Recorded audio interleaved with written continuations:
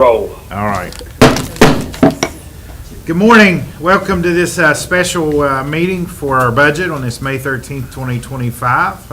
If you'd stand with me, I'll ask Mr. Groom to lead us in the pledge. I pledge allegiance to the flag of the United States of America and to the republic for which it stands, one nation, under God, indivisible, with liberty and justice for all. Thank you, Mr. Groom. Thank you, board members. Let the record reflect all 5 board members are participating, with Mr. Chris joining us via phone today.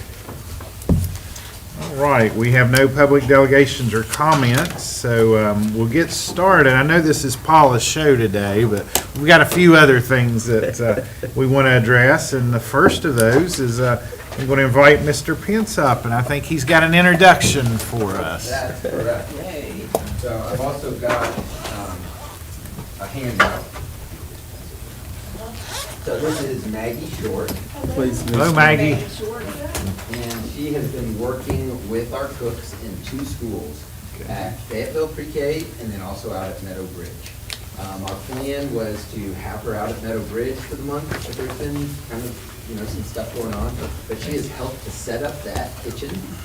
She's helped working with those cooks on cooking, planning and scheduling the meals and orders that they're gonna do. So I can tell you today that there are 3 different entree options happening right now at Meadow Bridge. They've got a hot entree option, which is popcorn chicken. Then they've also got a chicken bacon ranch salad. And then they've also got it's a chicken bacon ranch wrap and a Caesar salad. And so we've got some photos to kind of show you about it. Yes, and they have a huge salad bar. You can kind of see some photos of the salad bar as well. And so this is really challenging, change for the way that we've been cooking, but it's even a greater lift when you're thinking about a new school and cooks getting used to a new kitchen. Right. But Chef Maggie has smoothed that process out. What was the numbers yesterday? Because this is just a high school yesterday. Yesterday my counts in the beginning were 155. By the end of one service, we did 171. So we went up that much. That's just a high school. Just the high school. That's the high school. That's great. What really, I was there Saturday and Sunday this weekend because Tim and I were making sure that the cleaning was done and everything was done by the construction crews. And I ran back and forth a couple times over the weekend to make sure that construction crews had done the cleanup and they were ready to go yesterday for the move in. What really surprised me was this last lower picture down on this side.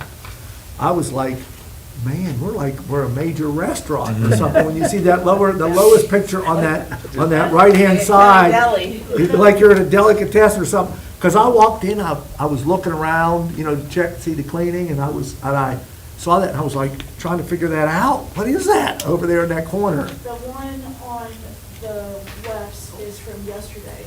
I sold those out to the first few kids that came through. I think they were eating pizza yesterday, but they saw the salad bar and the sandwiches. I had to go back and make more. I went back and made more wraps, so I think I did 25 wraps and 15 salads yesterday, and they were gone with the first few kids that went through. Wow. So I made sure they got fruits. They had cut the fruit, so I was like, take fruit. And most of the kids went for the cups of fruit opposed to the banana, so. But then today, this morning before I left, we did 45 wraps and 45 salads, so we'll see how lunch goes today. That's your picture on the right, is today's stuff. The cook set that up. Wow. So they helped me with the salads and the wraps today, so they seemed excited and they were gonna make themselves one for lunch to try it, so. They're all on board. I feel Yep. like. So the second page, now, I don't want you guys to publish this or share this just yet because there might be some tweaks to this, but this is a basic schedule for next year, kind of when she will be in each school, okay? So you can see she's gonna start out the year again at Meadow Bridge Regional, just to make sure that they're launched and going on the right track. And then she'll move on from there to our biggest school in the county, Oakdale High School, and try and work through everything there. We've got our greatest opportunity for participation and improvement there. It's our lowest participation school, but our largest school. So I think with these additional options and kind of streamlining some things, we'll have a huge opportunity for participation increase. Anyways, we'll move on through all the schools. There might be a couple that we shift, but they're basic dates for when she'll be there.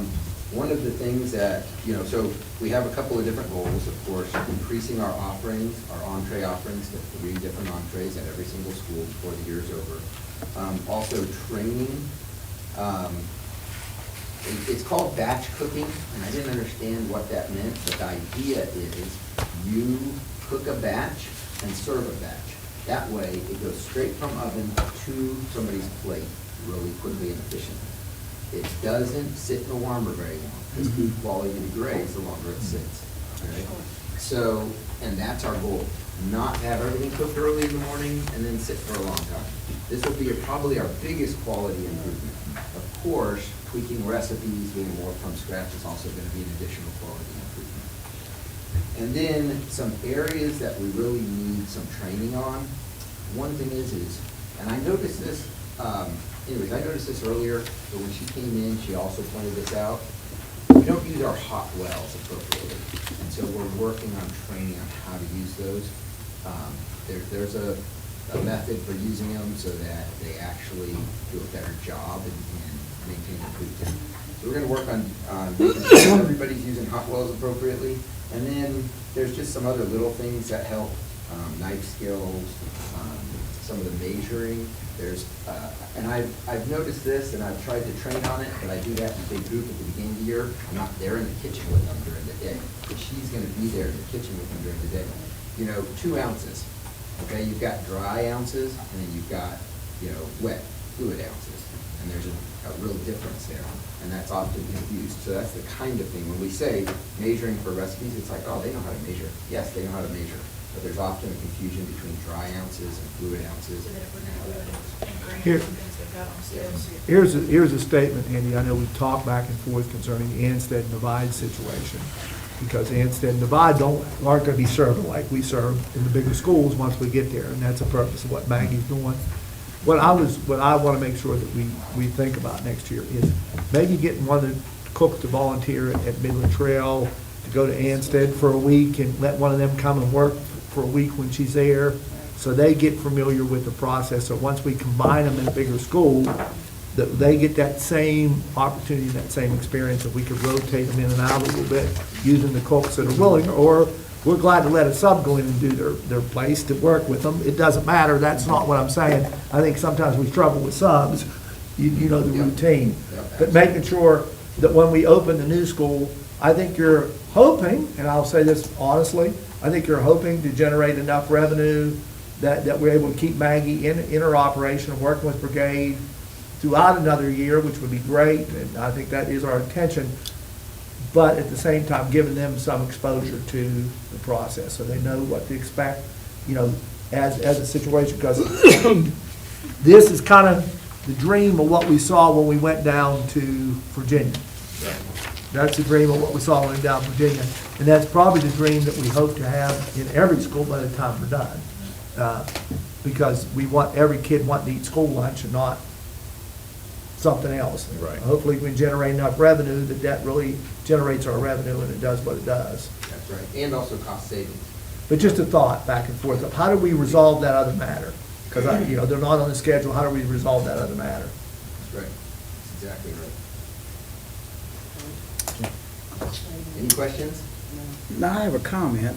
This is beautiful. I like this. If I was in school, I'd live it. Oh, my God.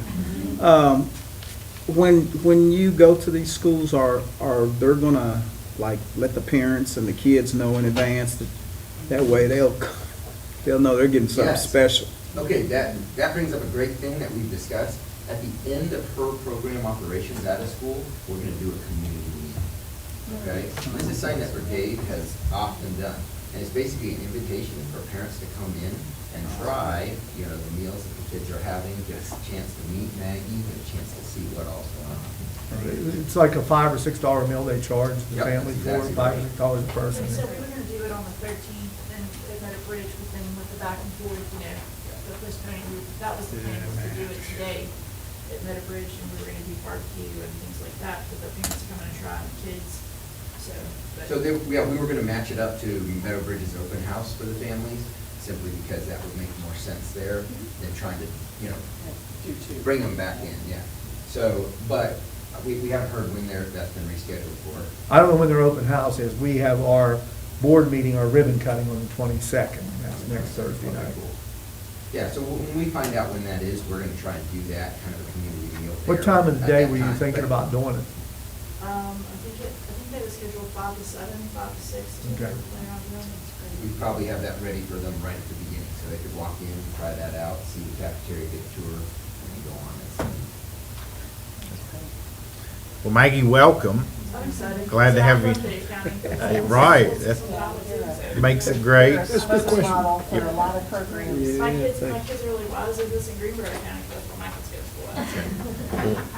I showed them pictures yesterday, they're like, why do we get that for lunch? I'm like, we get that for lunch. So one comment, just to share so the board knows this, another way we're getting this out there, Climate and Culture has put this on our agenda to have a hot topic video created. So we're going to interview Maggie and Mr. Pence and kind of showcase what we're doing there based on our kids, right? That was the top thing in our kids' feedback was lunches. So, but it's also something we can brag about to our staff and our community. So I see this hot topic video being used in multiple places and ways to introduce this Facebook work. and our website. Randy, is this program being used anywhere else in the state, No. anywhere else in the We're country? Yep, we're the only ones. We're In the country, it's used That's right. several I places. think the brigade is in California, New York, there's 2 in Virginia, New Jersey, Are they- Colorado. Have they seen success in not wasting food? Yes. That's what I've heard a lot about. Like, That's- Mr. Gray has said, kids throwing food away. So this could be type of food that students will enjoy, I'm assuming. I talked Yes. to several students yesterday, and they said the wraps were healthy, filling, they got food cup, they were great. And you're trying to give a variety. Yes. Do you see any waste going on with this program? Like, I got 3 choices, all of a sudden I walk in, everybody's taking number 1. So number 2 or 3, That's right. So that's a great thing. The way that this develops, the reason she did 25 the first day, then 45 the second day, we're only on the second day of offering 3 entrees. Okay. But it's called forecasting, and chefs are really good at forecasting. Part of our challenge with food production is our cafeteria managers haven't had training on forecasting. Yeah. And so when we tried to do multiple entrees, we've run into that exact challenge that you're talking about. But the way that a chef works in a delicatessen or any restaurant is they're constantly forecasting and seeing, okay, what does the general public want? So they don't overproduce anything, but they produce just enough of everything.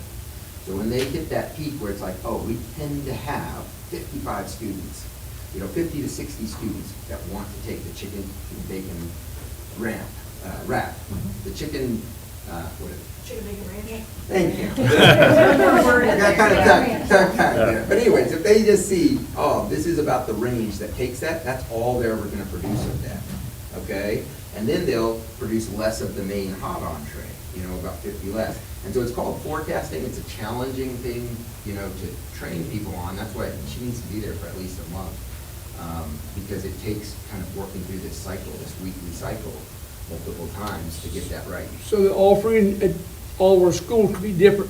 Meadowbridge be having one type of meal and Valley another and Oak They Hill all have a another. standard meal. Yeah, we're Well- all gonna try eventually. Yeah, well, we'll have a standard set of options, but the Across the county. forecasting could be different at every single school. Okay. Because at Valley, they might like that hot entree more, so they might do a little bit less of the wraps and the salads.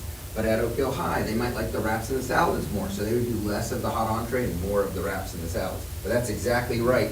How those get taken and what the students like will be different. And stuff can be developed, we'll probably try and keep it on a countywide. When you start doing stuff too different at different schools, kids go on a field trip or go to an athletic event and they see something different and they're like, hey, that's not fair. How come we're not getting that? Mr. Hogan and I were in a meeting where a kid, said that. At that point, our statement was, hey, it's the same meal at both schools. It was just his perspective. It was standardized. The other item that I think that I think in terms of my thoughts on it, and Andy and I have had a discussion, had it with Maggie too, is our ability now with our large freezer space is the opportunity buys that we're able to make. You know, Andy and Tressa have gotten into getting information concerning opportunity buys. And the opportunity buys, you know, like, there was a chicken producer that is sitting with 800 pounds of chicken thighs or whatever, and they got to get rid of them, so they produce too much, is what they did. They produced too much. Even, it's not usually 800, it's probably 3,000 or 4,000 pounds of chicken thighs. We can grab those 3,000 or 4,000, and what we want Maggie then to do is develop a really good recipe that the kids will eat, that we're able to buy in maybe at 38 cents or 40 cents a pound versus what you're buying the market price. And that is really our intention long-term, is to reduce food costs, but produce a really high-quality item that the kids will say, man, this is great, I love this. You know, learning how to take our resources and use them more effectively. Like I said, the next few weeks, I'm just gonna try to use Meadow Bridge as a trial and error to see what they like and what they don't like. Tressa got strawberries in, they were cheaper, so tomorrow I'm gonna do the strawberry feta salad for the kids to try, and I'm gonna do an Italian wrap. So I'm gonna change more often in the next couple of weeks at Meadow Bridge, just to see what they like, what they don't like. He's gonna create me a survey for the kids to fill out, so that way we can kind of see what they like and what they don't like. And then I'll probably have four standard sandwiches that will change throughout the month in salads, once we get, so Meadow That's Bridge will start out and fantastic. kind of go. That's fantastic. Yeah. This is a huge team effort, like she just mentioned. Mo's helping her develop those surveys, so we can get them out there, get quick feedback. Tressa got on what they strawberries like. cheaper. so- Tressa's helping us source stuff. Yep. You know, she is a mastermind in there for helping us find out what's available, where, and helping get it to the right places.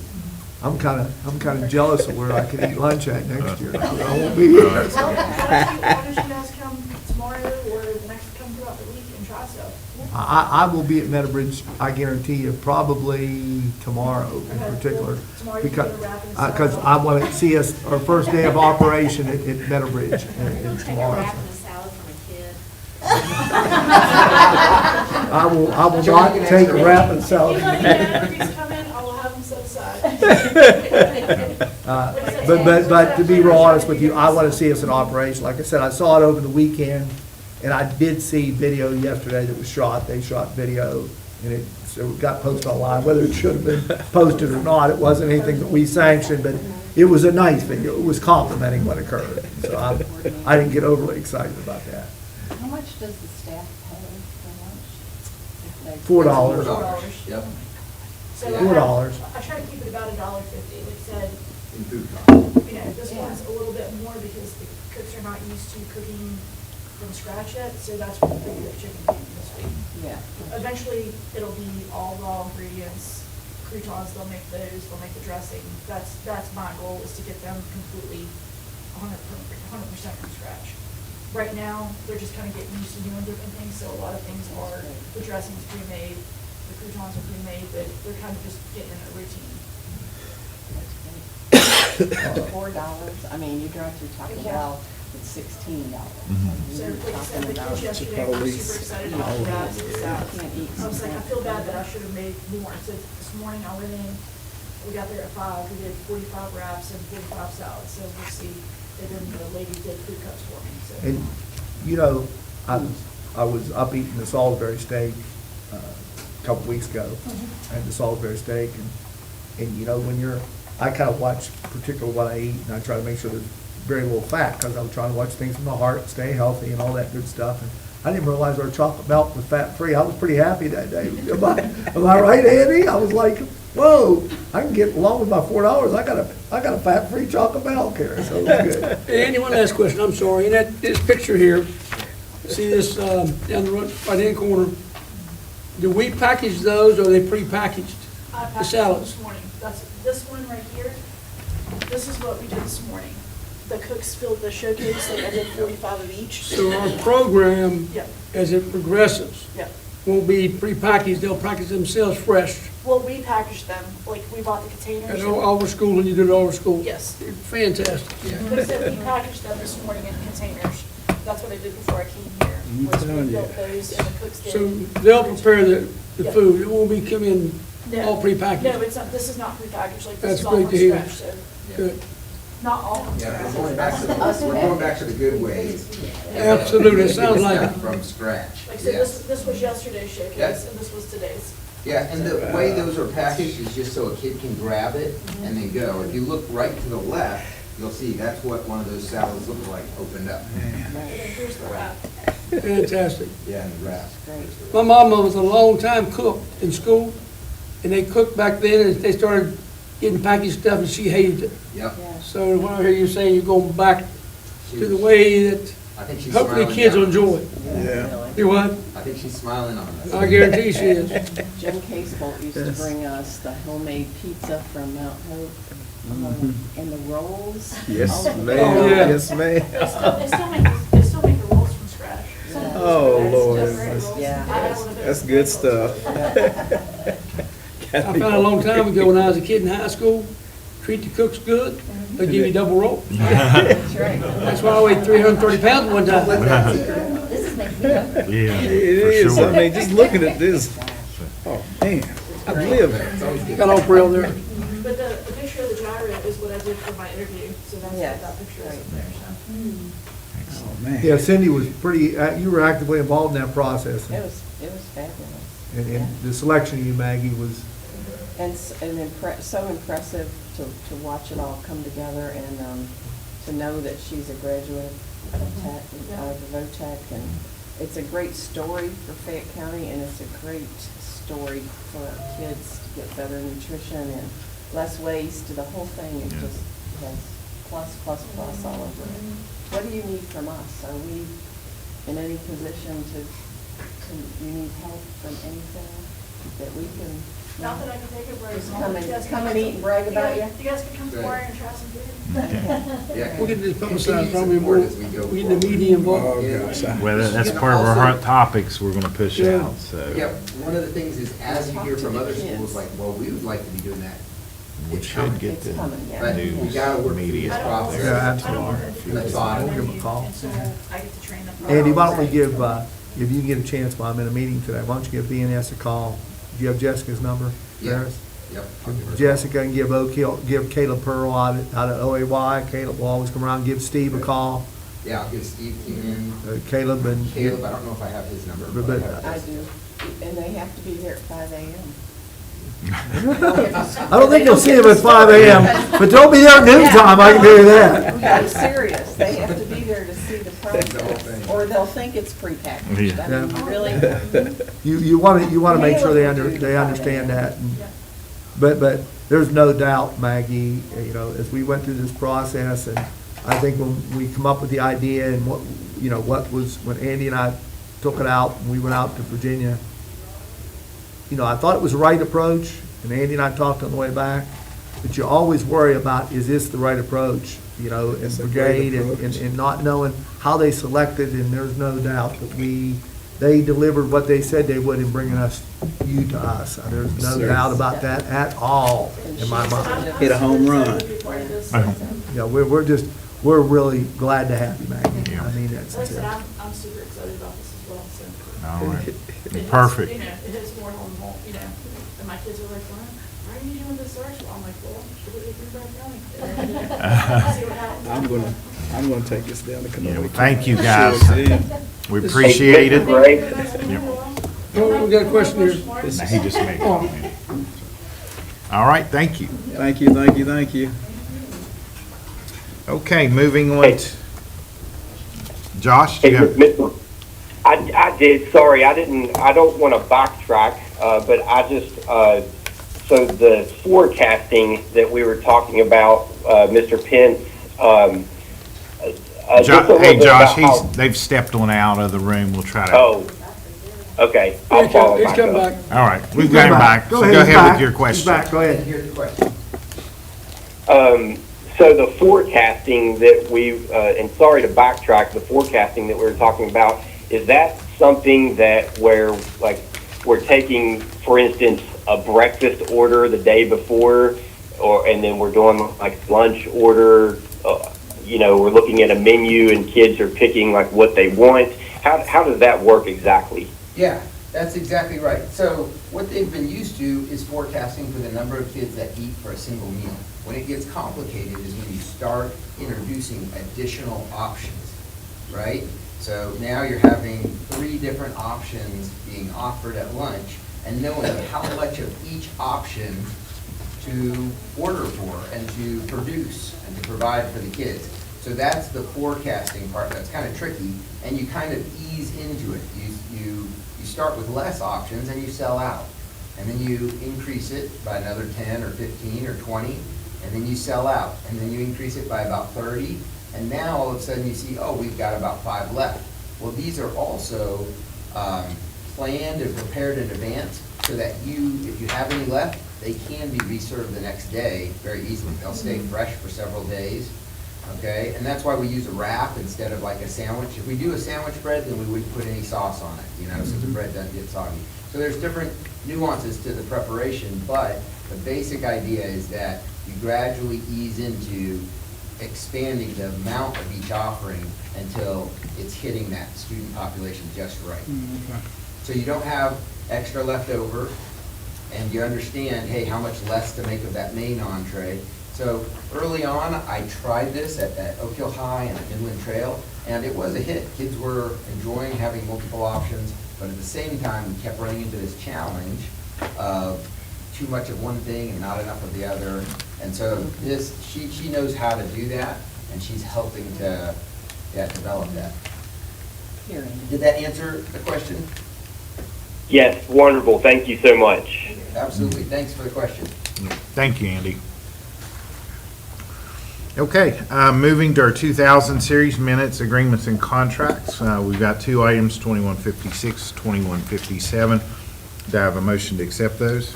So moved. Second. Thank you, Mr. Groom. Thank you, Ms. Whitlock. And I'll open the floor for any questions. Mr. Hogan, any comments for these? These are a couple things. Number one, the extracurricular activities is to make sure that we have consistency throughout the system.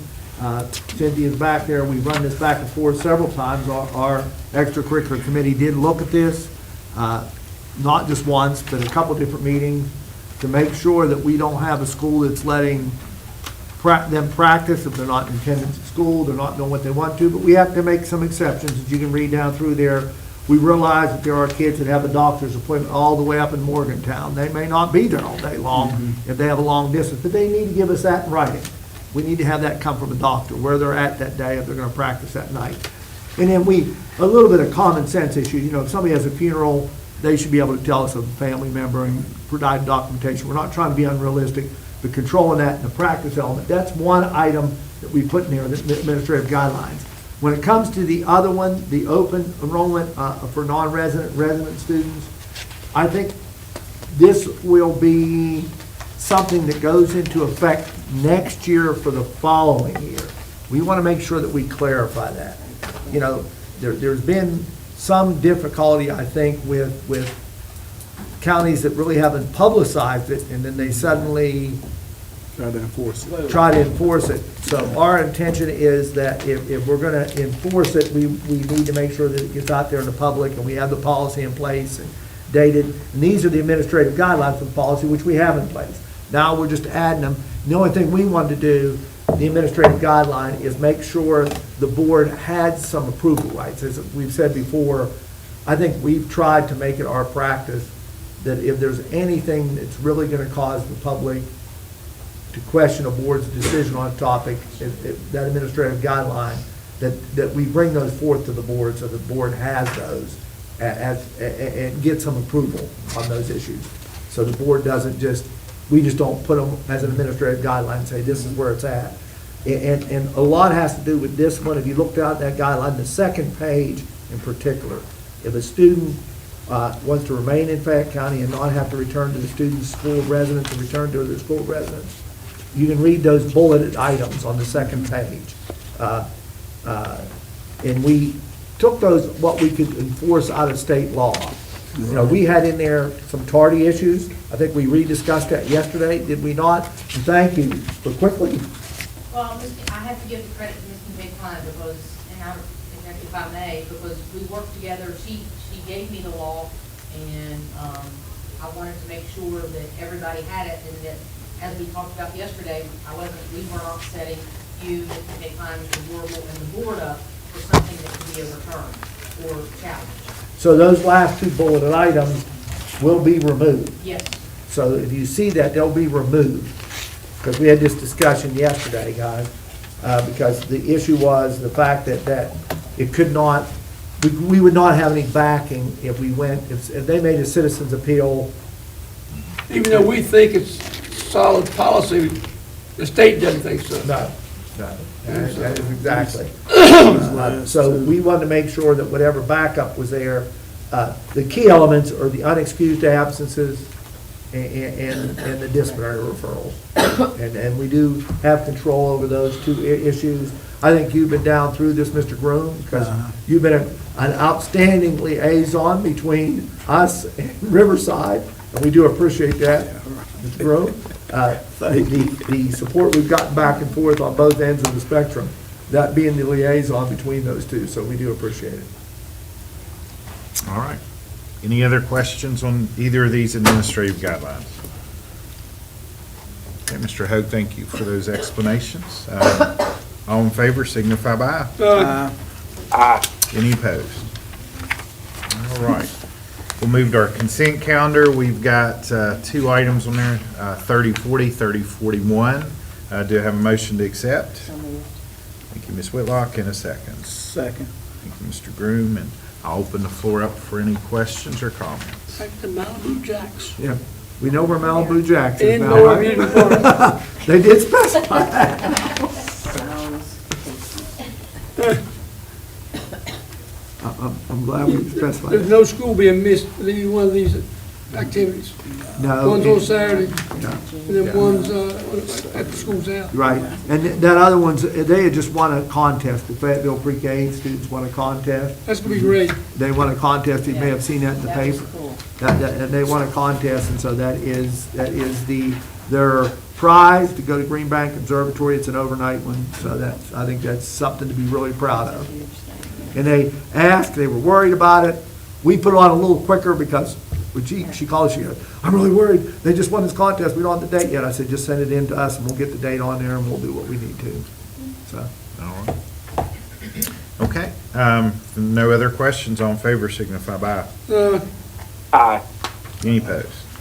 All right, motion carries. Now we'll get into the main part of our program today. No comment. that was good, Paula. I'm going to go ahead, before we open this up on the floor, let you go ahead and come up and provide us. Does anybody have any problem with me just sitting here and we're about to set up the podium? When the microphone picks you up. Does that pick up better? Is that- We could set it up if you, think I it's have fine. no problem moving as long as we can hear okay. yeah. I'll This- speak loudly. I did provide you a binder with some breakdown of our budget. We can go over it as in-depth as you want, or kind of gloss over it. So Paul, let me ask this question. Any Okay. major changes that we would expect from past years? No As far as major- format? Well, for format, if you look at in your first section where it just lists the budget in total, there are a few changes for this year. First, in our budget for our general fund is estimated at $89 million. Last year, it was $81 million. The biggest change is an accounting procedures change that I have to make for this year in the way I show my revenue coming in for my excess levy. So if you look in the estimated revenues down to the miscellaneous sources where it says estimated transfers in and other financing sources, $9 million, $9.8 million, that is increased by about $6.6 million. And without really going into the accounting detail, basically when the excess levy money is paid to us, it is booked as revenue. But then where we restrict 6.6 million of it into individual accounts for band or music or maintenance, I have to show it again being transferred into there, so it's shown as revenue twice. The same way at the very bottom at the expenditures where it says total estimated transfers and other financing sources, $11 million, that 6.6 million is in the expenses twice. Coach, I too. see your eyes going like that. Paul and I discussed this. Yeah. She discussed it with the state and told them that Yeah. we prefer not to do it that way, and they said you gotta do it that Yeah. way. Yeah, so I've never done it that way, but it makes it look like the revenue's coming in twice, because we're bringing it into just the general fund, and then I've got to transfer it into those specific How projects. does that make sense? We're not, we just, it has to show on the balances we send into them and how it's done. You know, well, I'll be fine. But It's you- not you- my preferred method of, and that's not the way So what we have it's is ever working been well done. for us. Right, But they it's just, changing, maybe they want to not. make that change, they will not approve my budget. Would- They without- won't, they will not approve our budget unless I make that change. But you're booking it twice and then you're showing it as an expense twice as well. so- Correct, correct. It's going in both sections. So the total budget is increased by about 6.6 million, that wouldn't typically be there. So it's really not there. And our expenses increased by 6.6. Yeah. Correct. So- Then the other thing I wanted to address is federal funds. I know there may be some questions out there. Our general fund, the federal funds we get for our general fund are basically what we bring in Medicaid billing and our JROTC supplement that we get for our JROTC instructors. So that's all we get for the general fund, and we have not been made aware that there's any changes in any of the procedures for the JROTC. The Medicaid, the billing amount is down, but our cost settlement amount seems to be, but I don't budget for the cost settlement amount because that varies every year. I budget it as the money comes in. Now, as far as our special revenue fund, the federal monies in the special revenue fund, there are things like our title programs, our special education, we get two larger special education grants, and Project Aware, and food service. So we have not been given any grant award amounts for, any projected grant award amounts for next year. Charleston did say, go ahead and budget at what you received this year.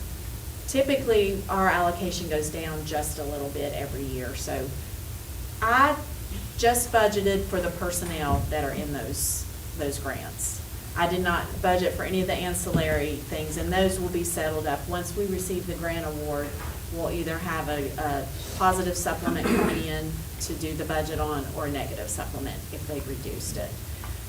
Our personnel, so the 8.3 million in federal sources, they're listed in the special revenue fund, account for 52.7 professional employees and almost 6 service employees. So if for some reason those grants did not come forth, those for this year would have to be moved to the general fund. It also, the 8.3 million accounts for our food service program. I did go ahead and budget it in total. We put about 25% of our food service program is county funded. The other 75% is federal, and that would be an additional 44 employees, which is 42 cooks and a secretary and our food service director. So. And that's all out of that 8.3 million? Yes, yes. So that 8.3 million, about 4 million of that is food service. The rest of it are the title programs, special education, Project Aware, and personnel. So, and I typically budget that way anyway. I do because our grant awards are always different from what they tell us to project. So I typically just budget the personnel anyway. That's why our special revenue fund gets more supplements during the year. It's because once I have that grant award in my hand, we take out the old budget, put the new budget in, and correct everything. Let me, people mind here. So I understood you say that with grant money, we have the employees that on staff, but we don't have the money for them yet. Correct. So the federal government will wait till whenever. They're telling us They'll July. say, oh, you don't have the money, we're not giving you the money. So you're gonna pay those people some other way. Yes. So And part of why can't you that, not coordinate timelines that help people instead of making it complicated? well, part of it is our state laws too, for personnel. You know, we're only allowed to adjust personnel during the springtime. Yeah. So, only a guess would be just that the federal government operates on a different fiscal year. We may not even know till October, So we you can't, I'm gonna say. know. Here's, and what this we're year, getting. I think this year's created a lot more anxiety. Yes. A lot more anxiety because of the fact of the changes that are occurring at the federal level with a lot of these programs and grants and what we hear back and forth. All I can say, Coach, to you, and this is not any consolation at all, when I'm about to make this statement. They're telling us to relax, as she indicated, budget the same amounts, should be okay, you know. Who's telling you that? The Office of School Finance The Office of School Finance. And where's that at? and Department of Education. Department of West Virginia Department of West Ed. Virginia, not at the federal level. Right. We were, it was alluded to that if there are major cuts, it would take 1 year for them to filter in. Right. That's pretty Yeah, good. well, Yeah. and if that's the case, honestly, a couple things that I do know, because of the excellent job that's done here in Fayette County by Paula and the direction and making sure that the board has given us the ability, you know, if our board had not been fiscally responsible, you know, we dealt with school closures and a multitude of things that upset the apple cart for a period of time. But it's put us in a situation where we've been able to not be living on a wing and a prayer. And that's about what I'm saying. Living on a wing and a prayer, I would be a lot more anxious. We have, I would tell you, and I may be wrong, but I'm gonna tell you, probably 20 to 25 of our school systems, if they would make a major cut in July that affected us immediately, I'm not even sure they'd be able to be operational next year, because they're still holding on to personnel. It's not their fault. They don't have the levy amounts. Their board has not agreed to close schools in some situations. A multitude of things have happened. And, you know, they haven't kept personnel as close as they can. Remember, we're always over in service, so I'm not gonna lie about that issue. Paul will get into that. Our administrative team was very, they managed our COVID money very well as far as personnel. You'll see, you know, several other counties around us had major cuts this year. You know, we were able to leverage and move the positions that we added to the county as we progressed over the last 3 years. We looked down the road when we got that COVID money and tried to project where we were gonna be. And I don't take responsibility for that, but, you know, Anna, Mary Ann, Mr. Hogue, they really looked at our personnel each year, not just at the end of our money cycle. So we were able to manage that. You know, I've been questioned several times in public, how come we're not having all these layoffs like other counties have? And you know, we've taken a little bit at a time, and then we have also, in the meantime, you know, we passed a levy that we foresaw where we were gonna need some mental health support, so we increased items in our levy to help social workers or, you know, things of that nature. So they did a really good job of planning for the future as opposed to just planning for right now and getting through. That's correct. All right, you just want to walk us through the highlights then? Okay, so your next tab is your state aid formula. This is in state code, What tab is it? tab N. And right behind it. Yeah. If you would flip to page 7, the first 6 pages just go through each step of the state aid formula. But page 7 shows our totals of what we'll be receiving this year. Our step 10, which is far right column, $35 million, $35,078,000 will be coming from the state aid this year. It will be reduced by the money that has to go to the charter schools. We have 61 students, Fayette County students, that are in charter schools right now. In virtual or we know? Both of them are, it's all virtual. It's all All those virtual. students are virtual charter schools. That was increased from 36 students last year, so there's 61 this year. There's 18 in the Virtual Prep Academy and 43 in the West Virginia Virtual Academy. So the state will reduce that amount and send us our portion. They do not make us cut a check to the charter schools for that amount. How much is that for charter? Same as it is for $5,000 some dollars for Yeah, students? it's, well, it is $8,000 per student for the charter schools. They take step 8 of this formula, which is the left column on this page, is our total, is what they say is gonna take for us to run these schools. Okay, $44 million. Then they take out, in step 9, they take out our local share that we have to put in, which is $8.9 million. That's based on our current levy that's coming in, not the excess levy, but just the current levy. They take it?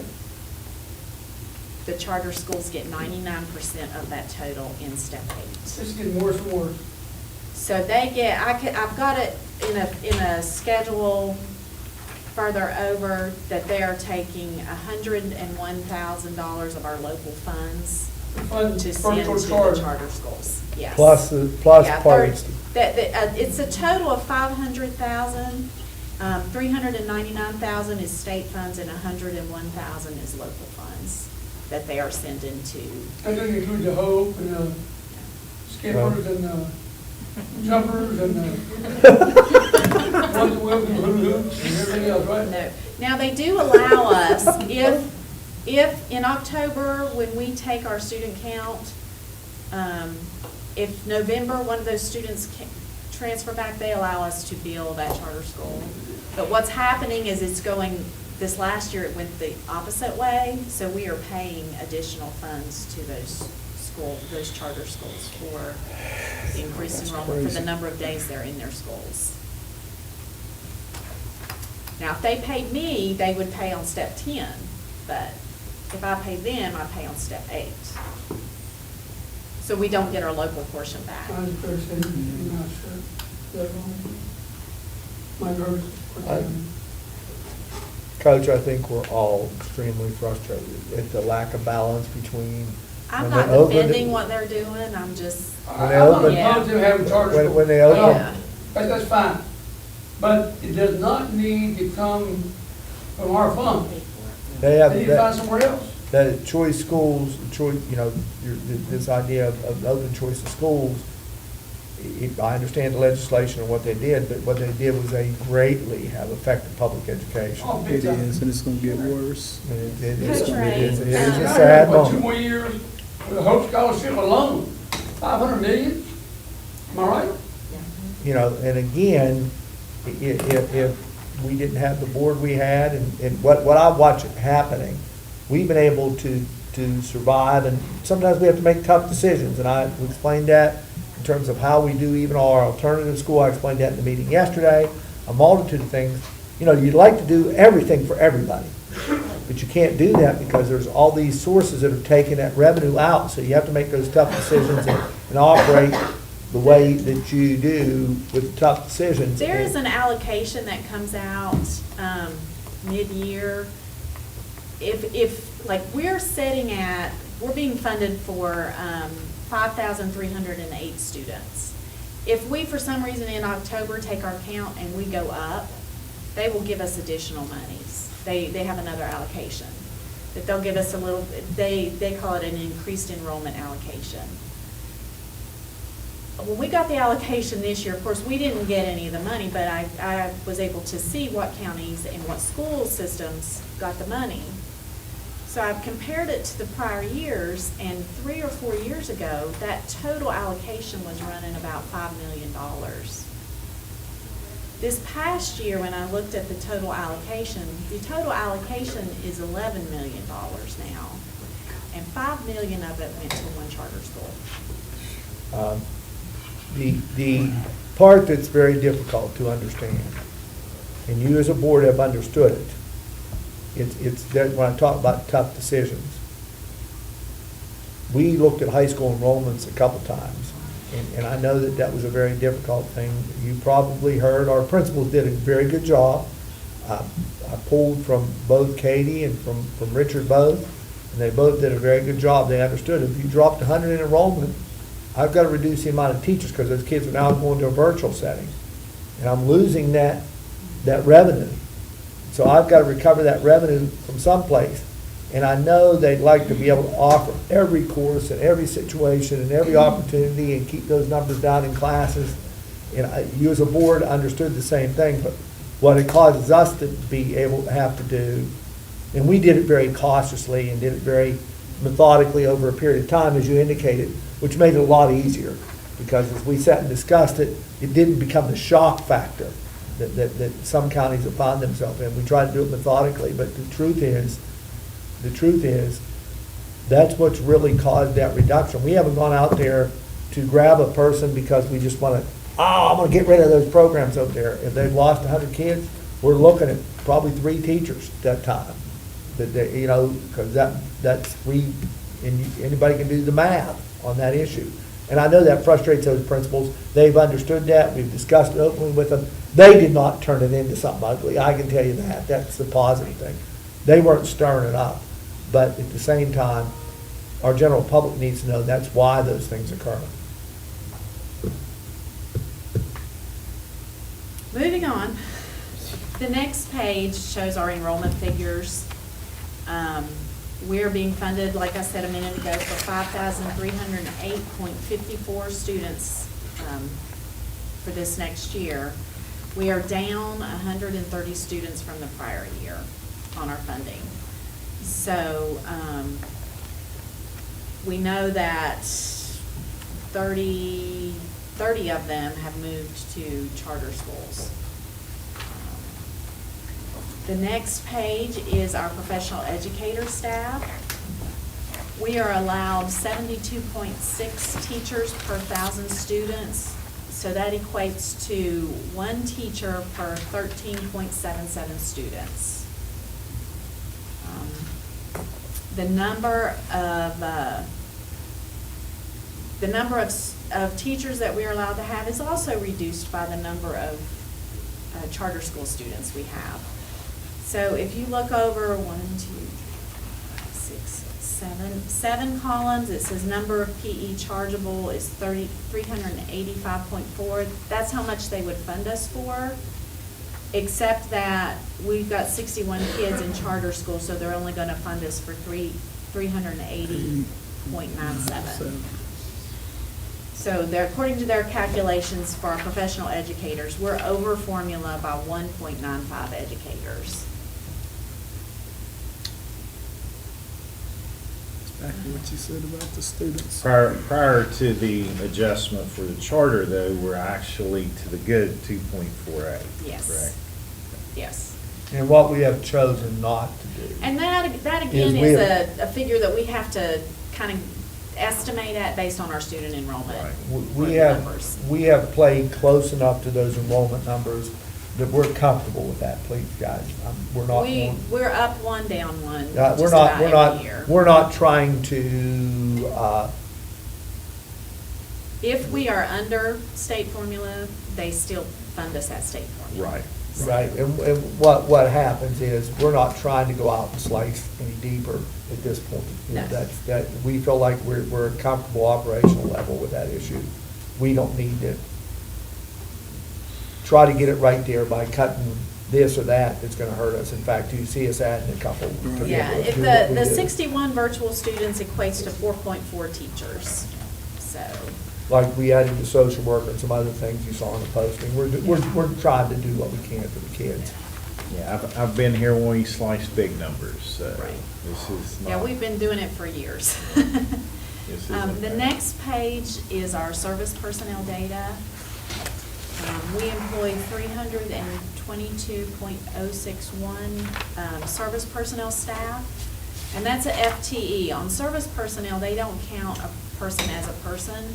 They count a 200-day contract as a person. So if we do have contracts that exceed 200 days, they get a little bit more of an FTE on Okay. there. So that's not specifically 322 people.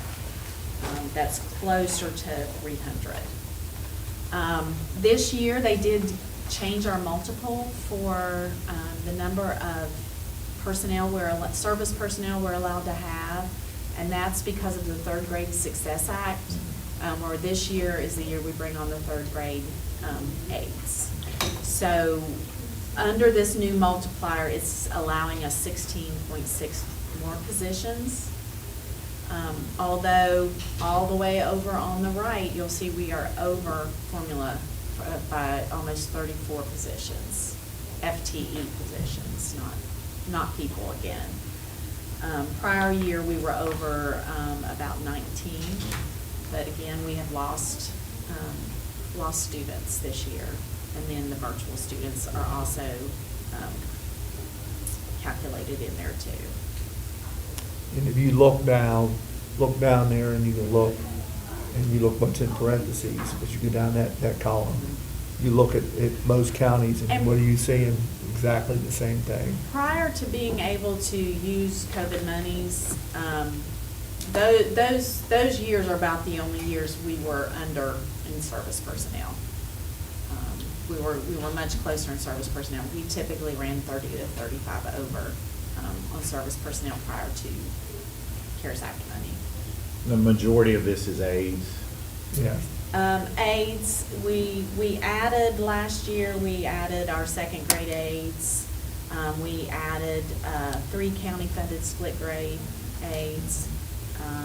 And we had 5 new special ed positions for aides were added, and 2 new second grade positions were added last year. So that was 2 on top of the ones that we had already planned for. So. And some other counties are doing some things with the aid situation that I'm not sure we're doing. And it's just for your knowledge, like if we have 20 kids in one class, or 18, for example, you have 18 kids in one class, it's, the second grade class, we give them an aid. Okay? What they'll do in other counties is that they have 18 in one class and they have 16 in another.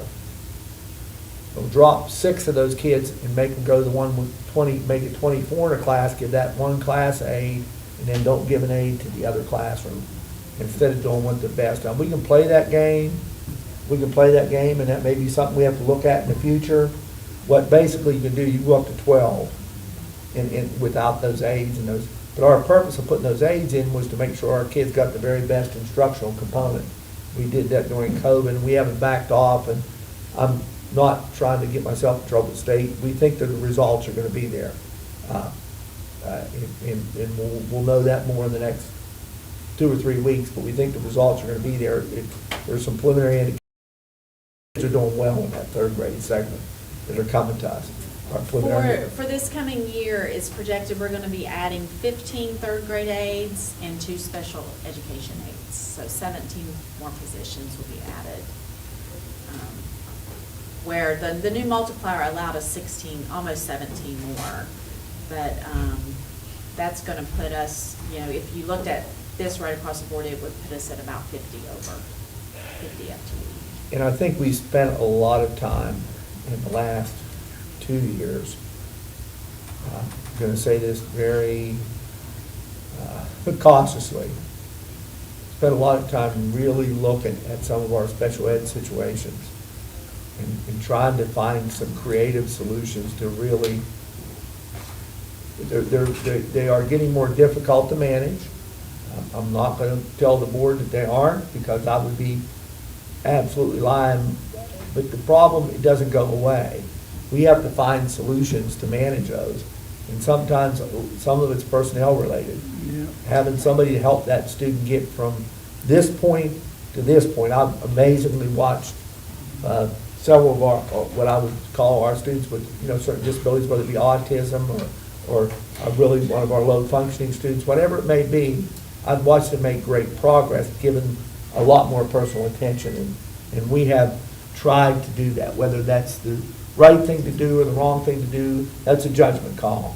And I think we're trying to look at those issues to try to be helpful, because it's becoming it's become difficult to even attract teachers to work in those segments. I will tell you, I was at a conference last week, and we were told that the legislature has contracted with a firm to come in and look at our state aid formula.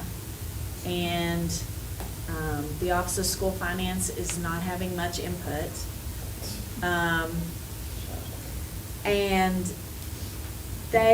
so this could be totally different next year or the year after. So they're looking at overhaul, they would have to go back and overhaul state code, because they're calculating the state aid formula based on state Find a way code. to take more money. So they're wanting to overhaul the whole state aid calculation. How convenient. And it's not gonna work to our benefit, No. I'm sure. No. So 254.32 is really where we would be funded. For Correct. service. If we took out the 33.87. Yes. Okay. And I can tell you, we're not over in custodians. We maximized that several years ago. We're not over with cooks, because we base those on formula of meals served. In fact, we have added a cook a time or two, because they really started to feed a lot more in those areas. And that's what we want. Ours is based on a formula with that issue. So those two areas, not over with secretaries, we're not over with clerks. It really comes down to the only area, we're not over with bus drivers. The only area it really comes down to is our aid situation. And honestly, Denise gave me some numbers on our extended year calendars for our service personnel for those above 200 days. And it only equates to 19.6 people. And that's the entire maintenance department, the entire transportation. keeping them Transportation 261. department, Right. our central office secretaries, our custodians that are 235. So it's not as many. When I asked for those numbers, I thought it would be 40 or more. So it's not as extensive as I had thought. Now, for professionals, a person is a person. That But for does service- that into it, though. That is, if you actually take that 33, 19 of it comes right off. Right. If you took 19 The off, those number of aren't physical people. bodies we have. That's people that work a longer calendar than a 200-day calendar. But those are all partial, right? So they're 65, if what are they, 265, you said? 261. 261s, 240s, 235, 220s, and 210s. And Okay, I'm- so it's all, anything over that 200 is a partial FTE in Yes. this Yes, calculation. and it adds all together. And I'm going to just make sure that I publicly make this statement. The original thought that somebody says is, well, you can reduce those, you can reduce those, you can reduce those. That's what goes in their mind, to reduce that FTE issue. Two factors I'll play into it. The condition of our buildings would be horrible.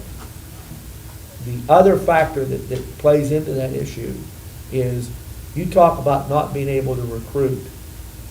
I'm going to just put we lost one of our HVAC guys again, because of our salary ranges that are never been adjusted at the state for those, what I consider highly skilled personnel, okay? Because they are highly skilled. Somebody does HVAC, they sure don't want me touching the HVAC system. I can tell you that. I don't have that kind of skill. I can go there and pretend like I do, but they don't want me really touching it. I'm not allowed to adjust the thermostat at home, so you don't want me to touch it. The bottom line is, if we want to attract, that's one of the problems I think the legislature has never taken it. I want to say this directly to where it belongs. The legislature has never looked at that. You know, I'm famous for bad habits of drinking Pepsi from the fountain at Sheetz, okay? You know, getting the Diet Pepsi out of the fountain machine at Sheetz when I'm going up down the road.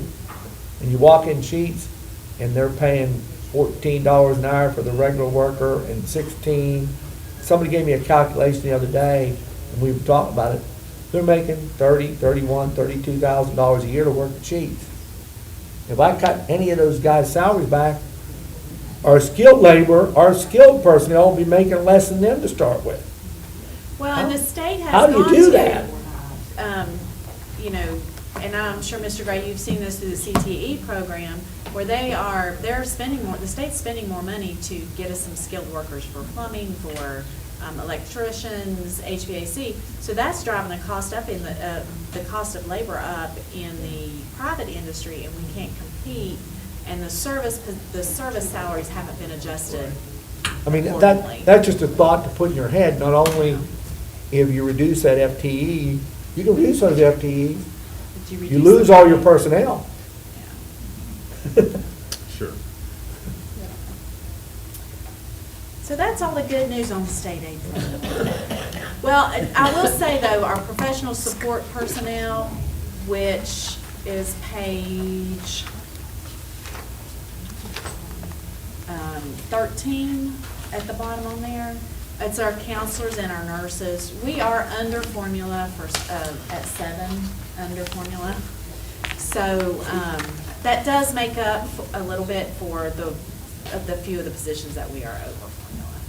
So, just before we leave this service personnel, so the 261 contract employees are basically 1.3 FTE. Yes. Okay.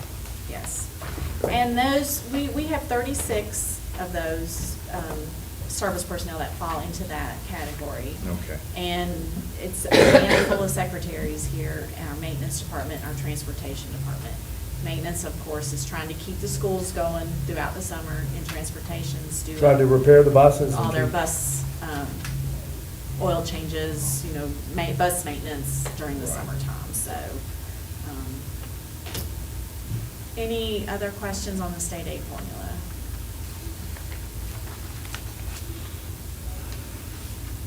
Okay, if you look at tab O, that's just a comparison of our state aid, what we're receiving from state aid this year versus what we're gonna be receiving next year. The amount has gone down by almost $1 million, and that is based on the number of students that we lost. You'll see that step 2 has an increase of $254,000, and that's mainly due to the addition of the third grade aides, the change in the formula that they're using for that.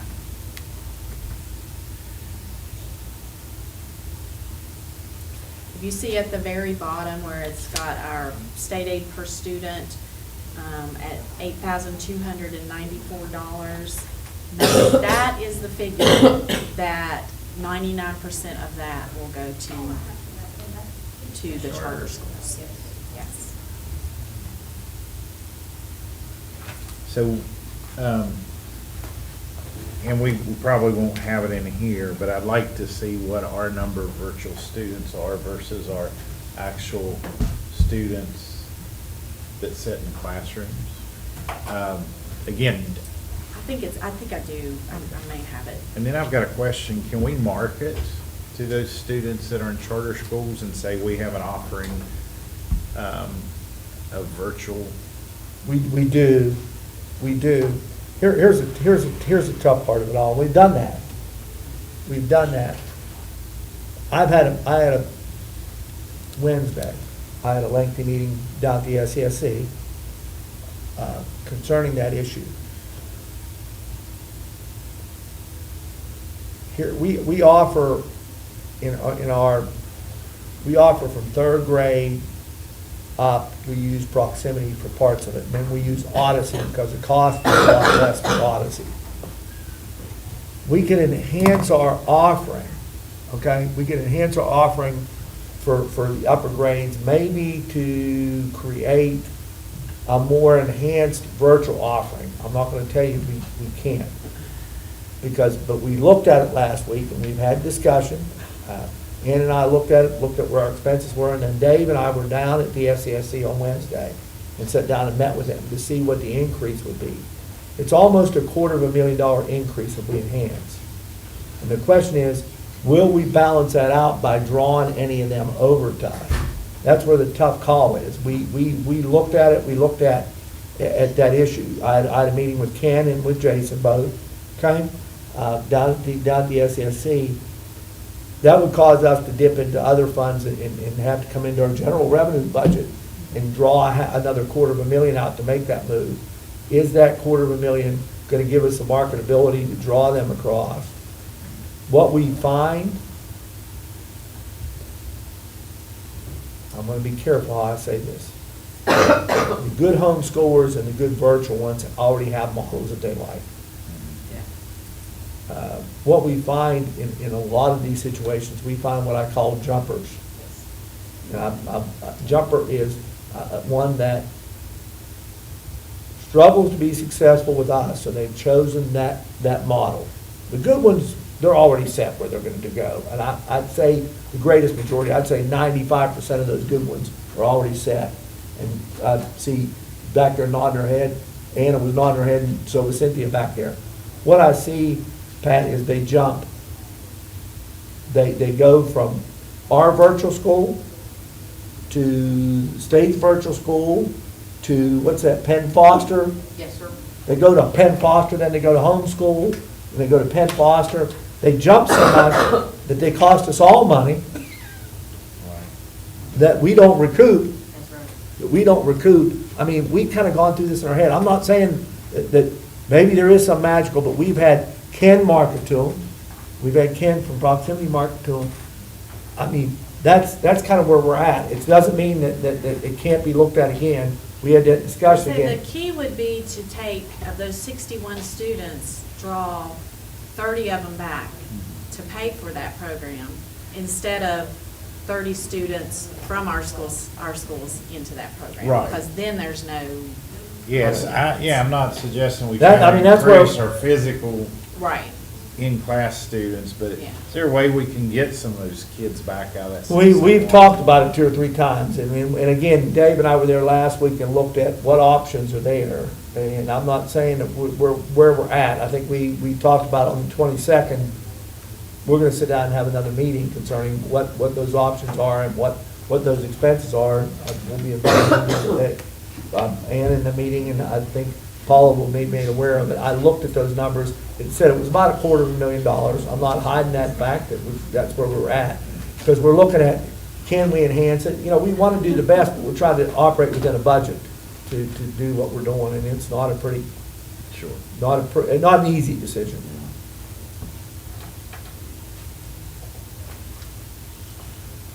Okay, the next tab just has other state aid or state allotments that we are given. The first page is our PEIA allocation, and this pays the largest portion of our state aid funded PEIA position. Employer share of PEIA. This year, they've had a 13.3 average increase on PEIA, and family coverage now costs the county $19,332 per policy. $19,322. A year. And that doesn't include the increase that the employee is also paying. Wow. The next page has the retirement allocation. It's the same thing. It covers a portion of our state aid funded employees' retirement. And we just take that as a credit and don't have to pay that out. We book it as a pass-through and don't have to pay actual cash for that. Then the third page, P3, is allocation for OPEB. Basically, I have to book it as if they gave me the money and as if we spent it, but we don't ever see this money either. And that took it off of our financial statements. But we still have to pay that for those overages, right? We do. We do. On the next page, we'll give you a little bit of the information you were looking for, Mr. Gray. It's the charter school computations. It does not have the number of students on it, but it does have the amount of money. What page on bottom? It starts P4. P4. See the little red numbers at the bottom? The next several pages tell you how much money the counties are giving up to go to charter schools. See, if you look at P5, it This says is money because we have students from our county. that are domiciled here or participate there, yes. They just have an address in Fayette County, So, okay. yes. We don't write a check, it's just deducted from our, That's correct. That's correct. It does show across, page P4 will show that 147,000 is going to the virtual prep. right. 353,000 is going to West Virginia Virtual Academy for a total of 500,000. But you can kind of see across the board, if you take a look at two of the larger virtual schools where they're getting which counties are getting most of their funding from. So $500,000 of our $1 million reduction in budget is going to Yes. charter schools. Yes. If you, on page P6, that just shows the local portion. Our local portion that we put in is $1,686 per student. They're gonna take 99% of that, so $1,669 per student, and that's where they get their numbers that they send to the charter schools.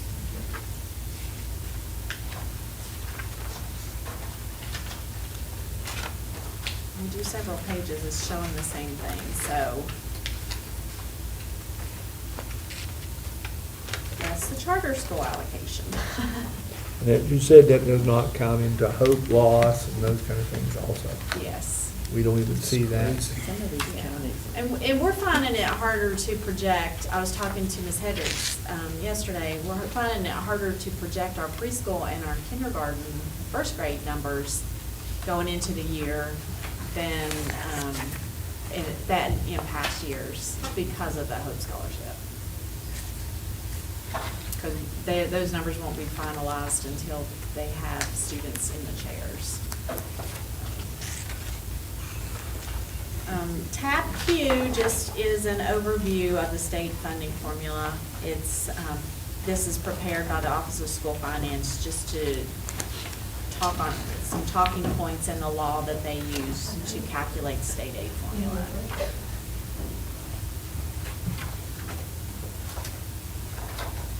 Tab R, you've seen this before, is our levy order and rate sheet for the next year. I do want to correct a statement that I made during our levy order hearing. I made the statement that the property is assessed at 80% of market value. It is assessed at 60% of market value. That is the highest they are allowed to assess it. The reason our rates went up or not our rates, but our dollar amount went up this year is because our market value has increased. And the biggest increase was from the Board of Public Works, the water, the gas, the train tracks. And that is a number that our assessor is given by the state. The state does those numbers for him. So.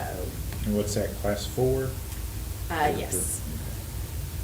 The public utility, well, some of it's in class 3, it's the public utilities numbers. So nothing has changed from this is the same levy order and rate sheet, approved by the state auditor and approved by you guys in April. Tab S is just a reminder of our excess levy call. The year we're working in right now is the first year, so we have 4 more years on this levy call. Nothing really has changed on that. The second page is our employee attendance incentive that we've enacted this year. We'll be making our first payments in July, and I'll report back to you on how many employees took advantage of that incentive this year.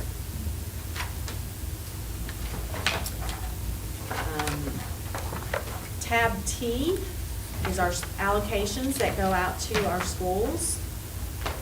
The first page are individual levy allocations. No big changes there. The second page is our Step 7 allocation that's given to the schools.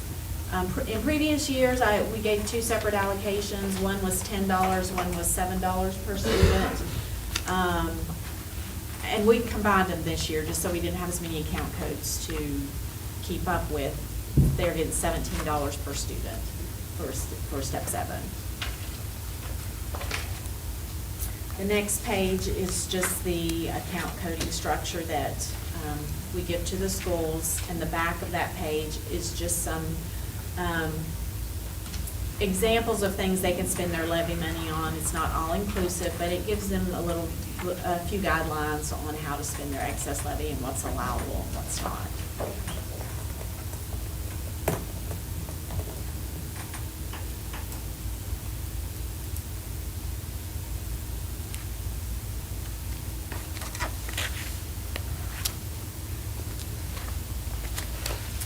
The next tab, tab U, is our pay schedules for next year. There's no changes from this current year. The state did not implement any raises for next year. These pay scales do include the supplements that our levy offers, which are $3,500 for professional employees and $270 a month for service, which is $2,700 for service personnel.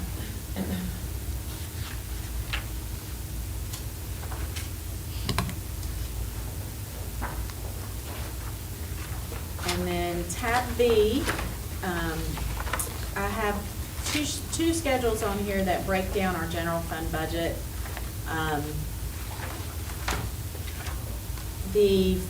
Page B1 is your revenues. 25% of our revenues come from taxes and 56% of our revenues come from state aid. State aid cash and state aid allocations. The transfer portion on here, again, I was talking about it, the very first thing, is showing as 11% as for revenue now. And again, that's up from 4% last year because of the way I have to account for the excess levy this year. You'll also see on there that I've got the For on Behalf charter school money in there, $500,000 that they say they give us, but we will book it as income and then book it as an expense to the charter school. The next page is the expenses for the general fund, and of course both of these do include the excess levy because that's all in the general fund. 69% of it is personnel and salaries and benefits.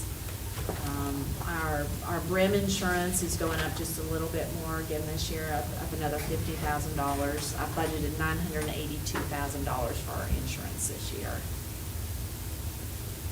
Our transfers out is up $6.6 million due to the excess levy accounting.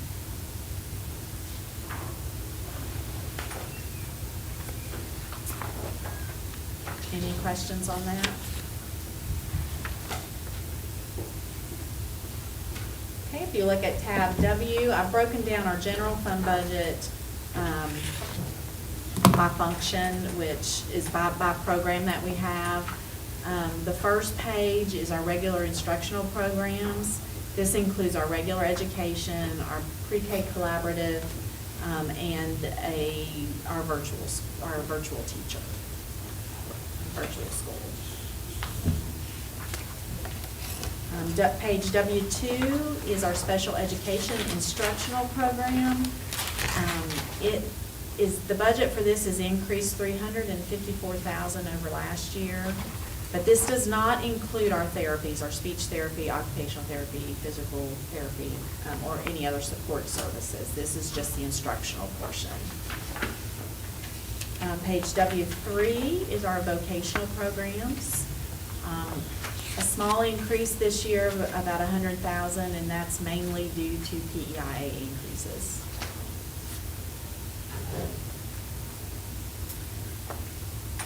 Page W4 is our other instructional programs, which would include any alternative education programs that we have, Saturday schools or anything like that, and our gifted program.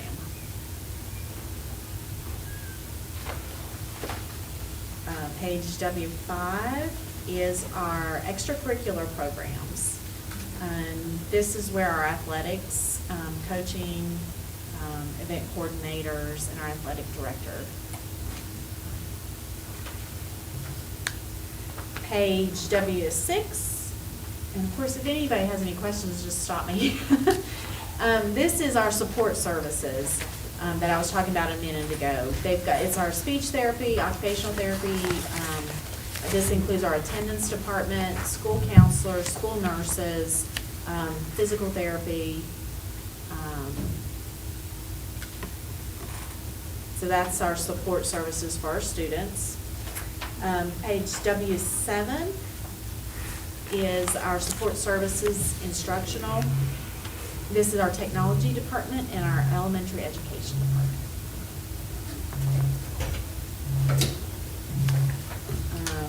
Page W8 is our general administrative support services.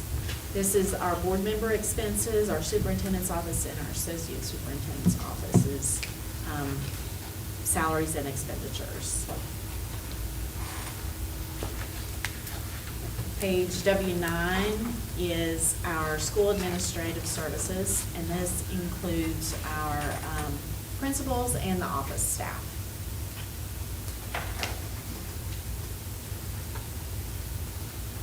Page W10 is finance department and personnel department.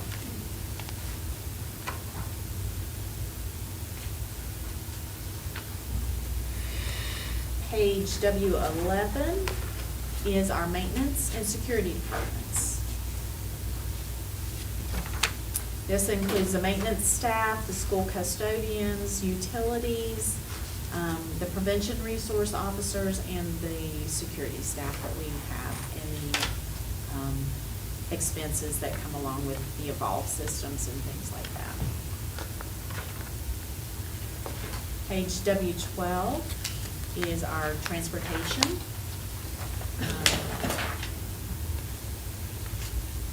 Includes personnel and bus replacement, insurance for the vehicles, and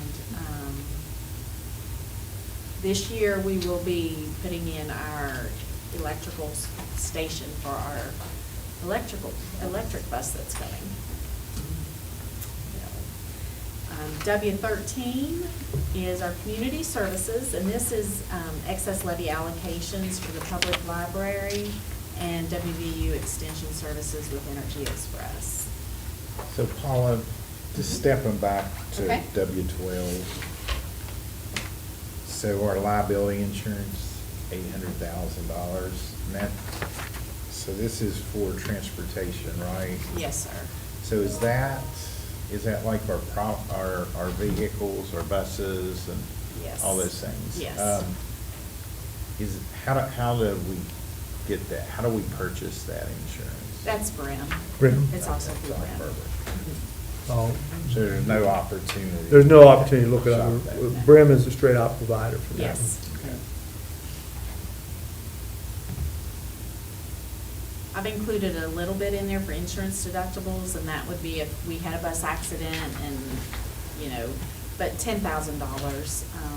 You know, like we have to pay a little bit if there was an accident with the vehicle. I believe our deductible is $2,500. Yeah, and we haven't had to do a whole lot. I know, I know. I didn't want to say that. So again, W13 is our community services for the library and WVU Extension. And W14 is our debt service, our leases that we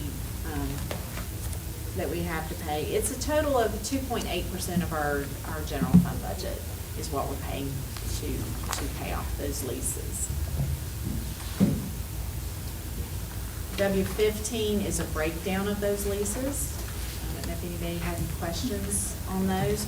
We still have 5 leases. Our energy management lease will be paid off in fiscal year '27, so that's exciting. Yeah. Then our next lease will be paid off in FY '32. We'll pay off the Meadowbridge Regional School lease. In FY '33, we'll pay off New River Primaries lease. In '34, we'll pay off Oak Hill Middle School's lease. And then in '36, we'll pay off the new lease that we just got for the athletic fields.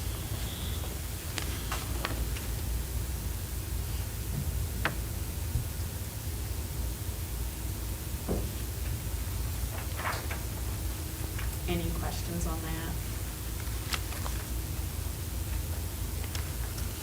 Okay, page.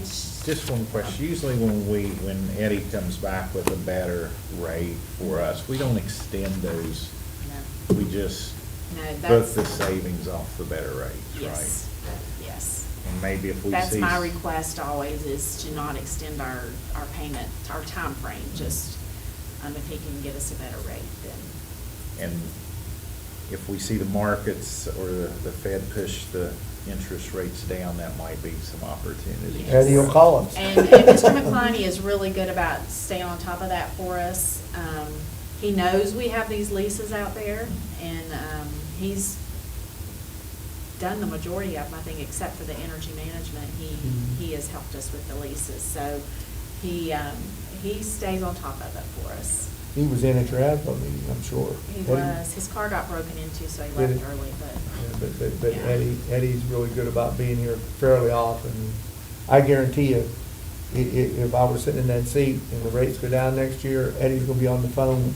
Paul and I both, he called Paul and he called me and said, guys, the rates are moving down. You Well, want with me to start with the shop?" athletic fields lease, we weren't even a month into it, and he got us a reduction. Right. Before we really had time for the ink to dry on the lease, so, We've been fortunate to have a good relationship with him. yes, yes, we have. He's become the go-to person, you know, Fayette County Schools did one of the first lease purchases in the state. Am I correct when I say that, Paula? You are correct, especially for building. And Eddie has become the go-to person throughout the state. They've used the model in terms of what we've done, so. The next page shows our transfers. We'll be transferring $1.4 million out of the general fund into the special revenue fund, and that will cover our $1.1 million portion of the school lunch program. And then there's also restrictions on some state aid that we have to put into that fund for professional staff development, service staff development, and our ACE program. So that's what that is. And W17 is our transfers that will be done within the general fund. So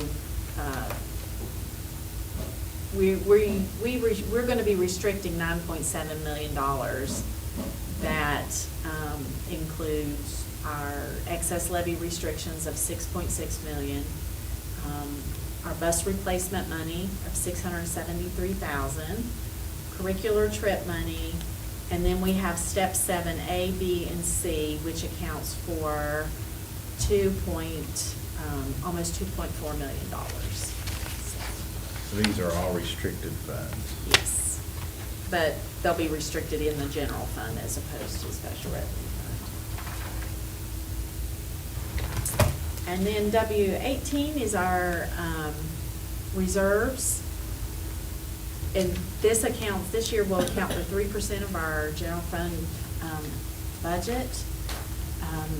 And what happens is, like, the contingency fund is our reserve. The reserve for step 7, that's just money that I don't have a full step 7 budget on, so we go ahead and, because we are reserving it, stick it in a reserve line. The same with the special projects. And by statute, we are supposed to have 3 to 6% Yes. of reserve. Yes, sir. And then tab X, it just is an overview of where we are right now. Well, as of April 29th is the date of this report, what we had spent, our year-to-date expenditures compared to, well, the first column is the budget for next year. Then the next column is our year-to-date expenditures for 25, which is right now. And then our total expenses for 24, 23, and 22, just for comparison.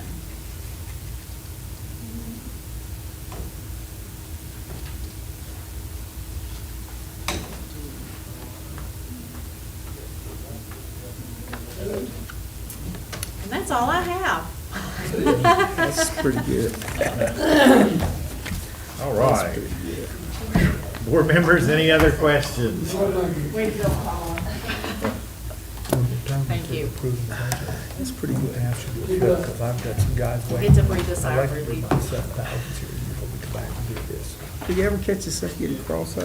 Because we're waiting, I got lunch I'm due. just calling. That's They okay. start dancing on the Yeah. page? Two different items. I've got my notes. We could have come up yesterday afternoon, I couldn't do it, but I'm doing other comments. That's a bad. So can I just make a general comment because of questions I get at Newburgh Health about the vision insurance?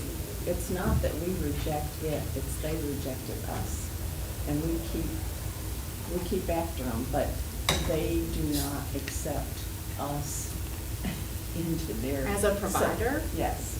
So it's not, I've gotten several messages online, and it'd be really great because everybody's on PEA if you all would, it's not our end, it's their end. So, and I say that out loud not because I'm looking for, I'm not looking for anything, and it might be true of every FQHC, I don't know, in the state that has that. We can Something sure to ask think- them. Something to think about when you're looking at changing those kind of things.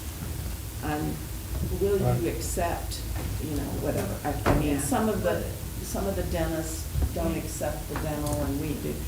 As a rule, we have to accept everything. We accept them, they don't accept us. Okay. And I can't explain it any better than that. We have a person who's does credentialing and does all that, and it's on their end, not on ours. We can sure ask. I think that's Yeah, important. I don't know what the deal is, and. Is it Melissa- because of the FQHC status, or?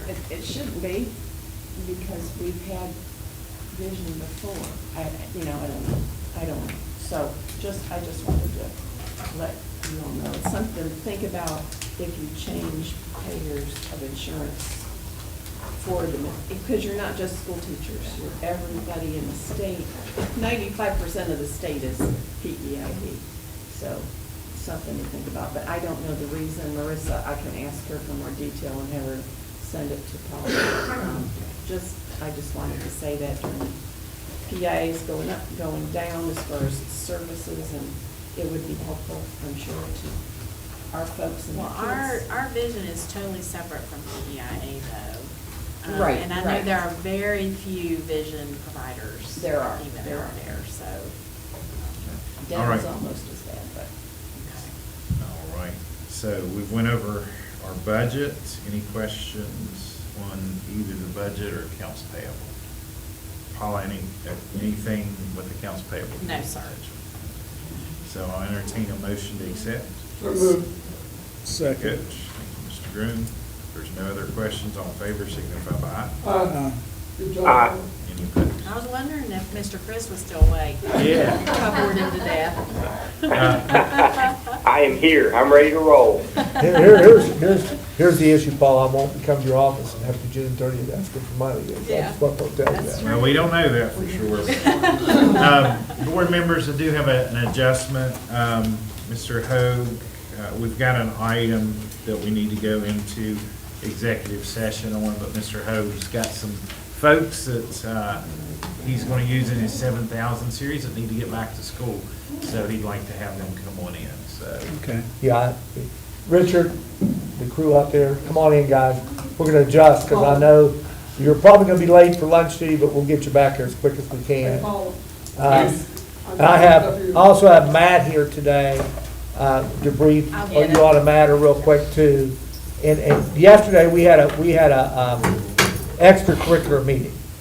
And we've been debating back a topic back and forth several times. And we had a pretty lengthy discussion before we proceeded forward with it. It is timely, and we're gonna use it for this season. And Richard and Mark are representing the extracurricular committee on that topic. I think the extracurricular committee came to consensus that we were willing to experiment with this particular item. But we wanted to inform the board concerning it, and it has to do with football and the amount of coaches. And maybe I should just shut my mouth and let you guys tell, but they're telling it from, Coach, stop clapping. They're telling it from the perspective of the entire committee. I think Coach was in there. We're not like dumping this on the two of them and saying this is all they're thinking. They were just part of a rousty committee discussion, and Mark said some really thought-provoking items in the meeting yesterday, that, as we discussed it, talked about competitive edge and where we're at. So I've asked him to bring it and share what the proposal is, so that the board was not caught by surprise with this. And I will give you some details on how it will be implemented if the board, if we get in a rousing discussion and the board feels like that's a serious issue, if the board says, well, go ahead and experiment with it, we will proceed after today. And that needs to be known too, we discussed this several years ago, Right. but things have changed, the climate of athletics and activities right now. The regions come back full circle. Yeah. And we talk about recruiting, et cetera. Who's going to go first? Big Rich will. Big Rich. Baby Dog's next. You know they have a podcast now, and Richard wanted to name it Big Rich and Baby Dog, and Mark has shut that down totally. Okay? If you get a chance, get on Spotify, look up their podcast. I have Or listened- Apple Podcasts. Apple Podcast, but they do have a good, they did one on PBLs last week. I mean, it was really a positive thing. Lila, so. you need the Title IX coordinator. They need an agent. So, just to give you a little bit of background, I can tell you from my seat, I've heard parents approach me, had conversations with me about feeling like we're not providing their child what they're going to need to be successful on the athletic fields, specifically with building fundamentals in sports, and most specifically in football. And part of the problem, when looking into that, part of the problem is the number of coaches that we have to provide that. So, for instance, I was listening to a podcast the other night, Three Guys Before the Game podcast with Tony Caridi and Hoppy Kirschpool and Brad Howe. And they had Travis Trickett on there, and they were talking about at the college level, it's used to you had a cap, you could have an X amount of coaches on the staff, and now it's unlimited. And I think that we were told there was like 36 or 39 coaches on WVU's football staff right now. But anyways, they were talking about the reason why, and Travis Trickett talked the reason that it's a need is because there's not a lot of transferable skills. You teach fundamentals for a lineman looks different than fundamentals for a quarterback. So even though it's a football team, those each position groups have different fundamentals and different needs. And so I've had parents talk to me about concerns that their child's not receiving all of those, and hearing from my coaching staff, the part that they're struggling with is having the time to teach all the position groups. So Mr. Gladwell and I discussed it, and this is kind of where the consensus was. Yeah, so to add to the staff of both middle school and high school. The proposal is that we would add 4 auxiliary coaching positions to the varsity programs and 2 to the middle school programs. And this was put together by Warwick Smith, who's the head middle school coach at Valley, from our discussion, and Jeremy Moore, who's our varsity coach. And the justification for that, from a competitive balance format, like we're going up against even schools that are in lower classifications than us. For example, Greenbrier West. Greenbrier West has 10 coaches. We have 4 right now. No matter how good a job Jeremy and his staff do, they only have 4 sets of eyes to teach and to correct and to implement their scheme. So they're going up against a staff that's more than double what we have, 10 sets of eyes. They're doing, they're able to coach more, specifically all their position groupings, and it just puts us at a disadvantage come game day. And it also puts us at a disadvantage in practice because we can't develop our JV programs like they need to be developed. All 4 coaches really need to be working with the varsity to get them ready, and our younger kids, our freshmen, our sophomores, they're not getting anything, they're just standing there. So that's really the competition piece of it, but it's also a safety aspect because we really need to be teaching the fundamentals more so in football than any other sport to limit injury. And a lot of times our middle school and high school coaches are trying to break the habits that we're getting in Little League because the Little League coaches don't have the necessary skill to teach the techniques like they need to be taught. So we have the competitive balance and the safety issue, and the bottom line is it takes a lot of money on a Friday night, for example, to break even. And if we're not putting a good product on the field, we're not going to have folks in the stands supporting our programs. So it's kind of like it's full circle. We got to put people in the stands so we can pay for our security, our officials, and everything else that goes into putting on a ball game. Plus, we want our kids first and foremost to be as safe as possible, and we want to give them the best opportunity to be successful. And I think my statement yesterday was, my standpoint is, like if we were to implement this, the position that I'm in would be the one that would take on the extra evaluations because I'm responsible for all the athletic coaches. But I think we have a moral obligation to do what's best for our kids, whether it's in the classroom or on the football field or basketball court. We have a moral obligation to do what's best for them. And I think if we get the right people that genuinely want to work with kids to make them better adults, and not just better football players or any sport, then I think we should do that. And I think we have to properly vet these folks before we put them in positions. I want people in that are going to make them better, not just as athletes, but as people also. Interjecting something, because I'm going to give you an overview of some of that committee discussion. Please interject, Coach. Because I'm not sure I was really in favor of this until we had a lot of discussion over a couple meetings. One of the things that was said yesterday, Jeremy's not here this morning, but one of the things that was said yesterday is Jeremy doesn't want to lose any of his players to another county. We're talking about retaining students, we're talking about budgetary issues. Do we really want to lose students? Because now with this, parents are running from school to school with athletics. I was listening to someone last night tell me about this kid this kid moved from Shady to, maybe it was you, Mark. Yeah, we were having a Conversation yesterday. I'm getting older, Mark. I forget the conversation. It was you, Mark. It was you yesterday. This kid moved from Shady to Great Parade or Backley, back and forth and over here. The parents are shopping to sell their kids athletically. And number one, that was the first item that drew my attention. We have to make sure that we're retaining kids in Fayette County and trying to keep them here in Fayette County. The second thing that drew my attention was, and Ms. Dow, please close your ears right now. I'm going to get a lecture after it's over with. I think Mr. Gladwell said, she's biting her lip right now. Mr. Gladwell, and she is right when she's biting her lip over, but I'm going to make the statement.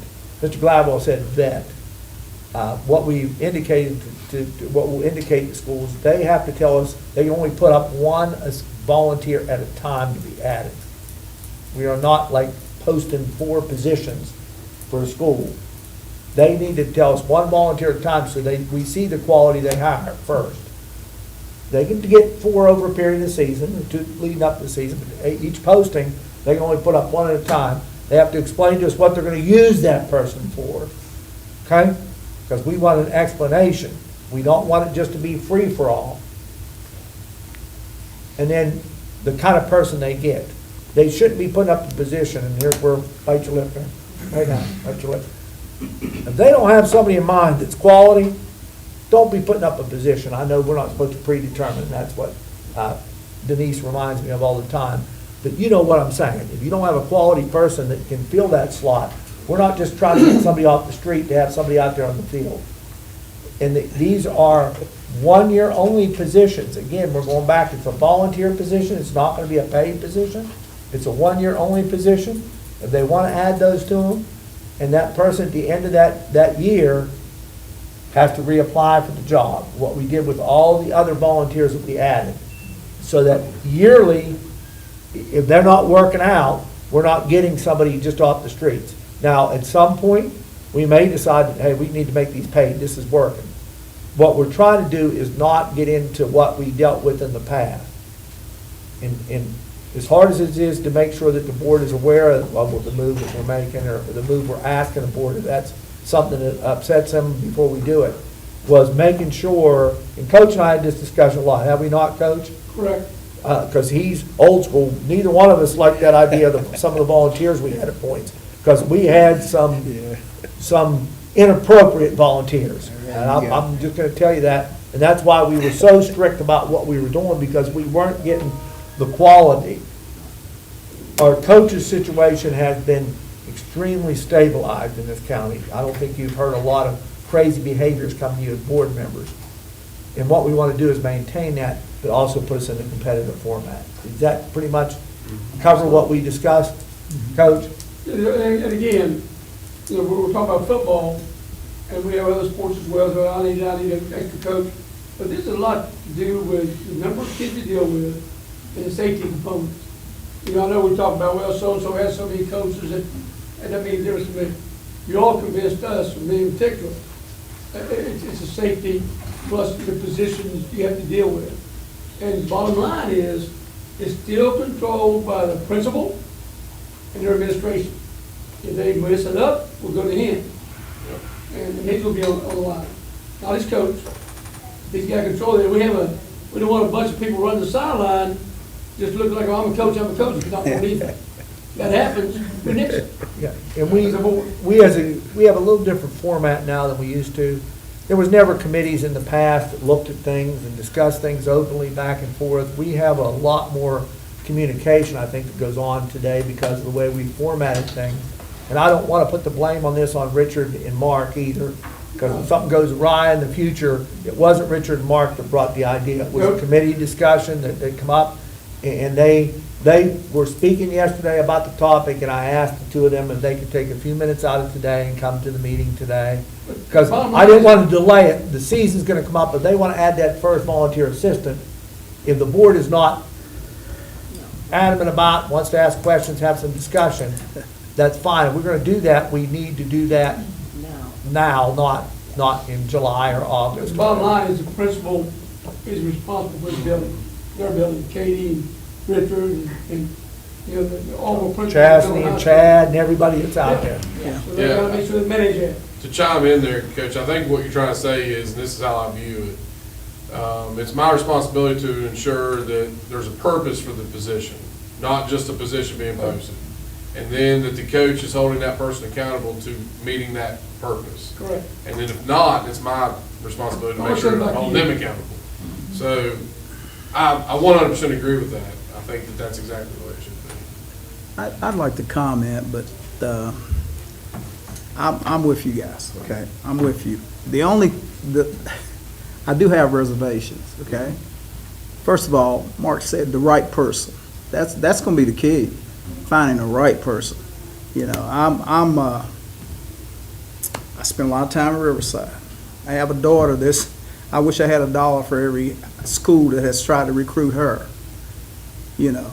It's always, every time she's throwing, there's a coach saying, hey, why don't you transfer her to GW? I'm gonna mention a name, it says here or there or here, there it is. Why don't you transfer her here? Transfers are gonna happen. That 2840 may open up the door. That's gonna happen. It's not a whole lot you can do. I don't care if you win in every game. There's gonna be somebody sitting on that bench whose parents gonna say, well, my kid's not getting to play enough, so I'm gonna take them over here. Kids just, it's just something that's, it's been there since day one, it's gonna always be there. The next thing is, I've not always liked the WVSSAC coaching. I think professionals, I don't care where it is, and I know we have a policy, but I think a professional should be given a first choice to those positions for the simple fact that a SSAC coach has nothing to lose. A professional does. You're not wrong. I'm serious. I just think they should get, but you have some people that think, oh man, this guy, I'm gonna take this guy. He's good, or she's good. The professionals have more to lose. Second, and not last, I don't know if I ought to say this or not. Go ahead.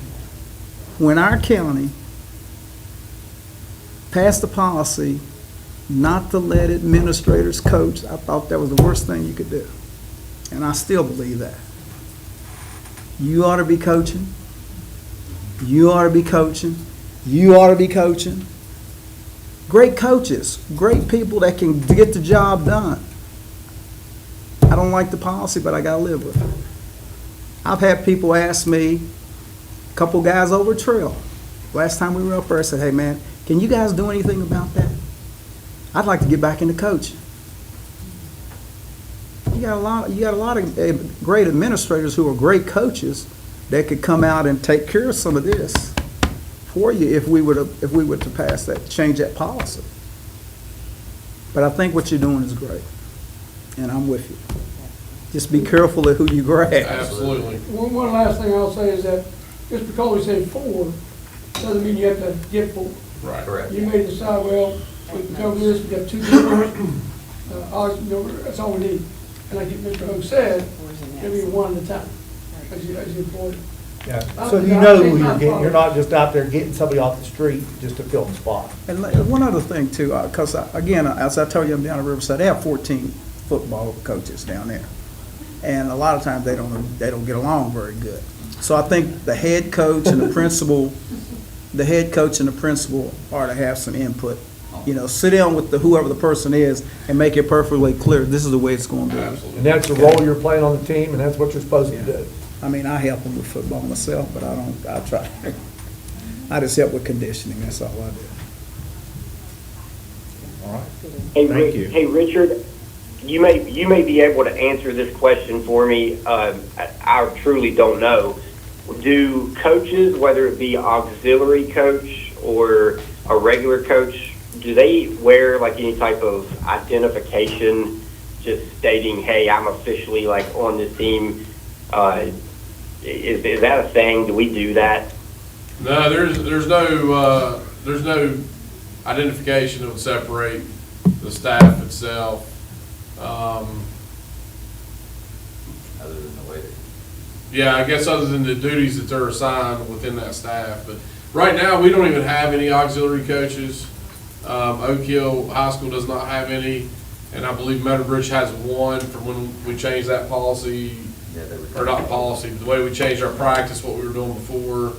They grandfathered that position in, and that job's never became vacant. So they still have an auxiliary coach, but that's the only one I'm aware of in the county. Okay, thank you. Yes, you're welcome. And I know that, okay, really honestly, as we get into the fall and get through the month of September, October, and Coach, I'll put a reminder on my list of things to tell Dave as he comes in. I think it's important our committee evaluates with you guys. Is this working? Are we having any problems? So that we don't let the thing get out of control. We don't let it go down that path. Board members' concerns from our part, anybody? I mean, I know you voice some things, I just don't want to rush. I know Pat's the board president, I just don't. Very well thought out and very well, for the reasoning part, and I think the stipulations that are added are are good considerations to protect everybody involved. Yeah, I greatly respect the work of our Great extracurricular job. committee, and if you bring this to us as a solid recommendation, I support it. Good job. Thank you. Appreciate you. Yep. Yes, thank you so much. I'm gonna plug, one more thing before I leave here. We got a community event tonight, north of the bridge. Some folks in the community approached our kids, wanted to know if it was a project they could do PBL wise. And so tonight's event is like the culminating activity, and it's all kid-led. So kids have come up with this entire thing. But if you get an opportunity, it starts at 5:30, ends at 7:30, you just come. There's stations you rotate through. Once you're finished at your station, you're good. You're good to go. So. And the Mountaineers. And the Mountaineers. Mountaineer's been traveling today.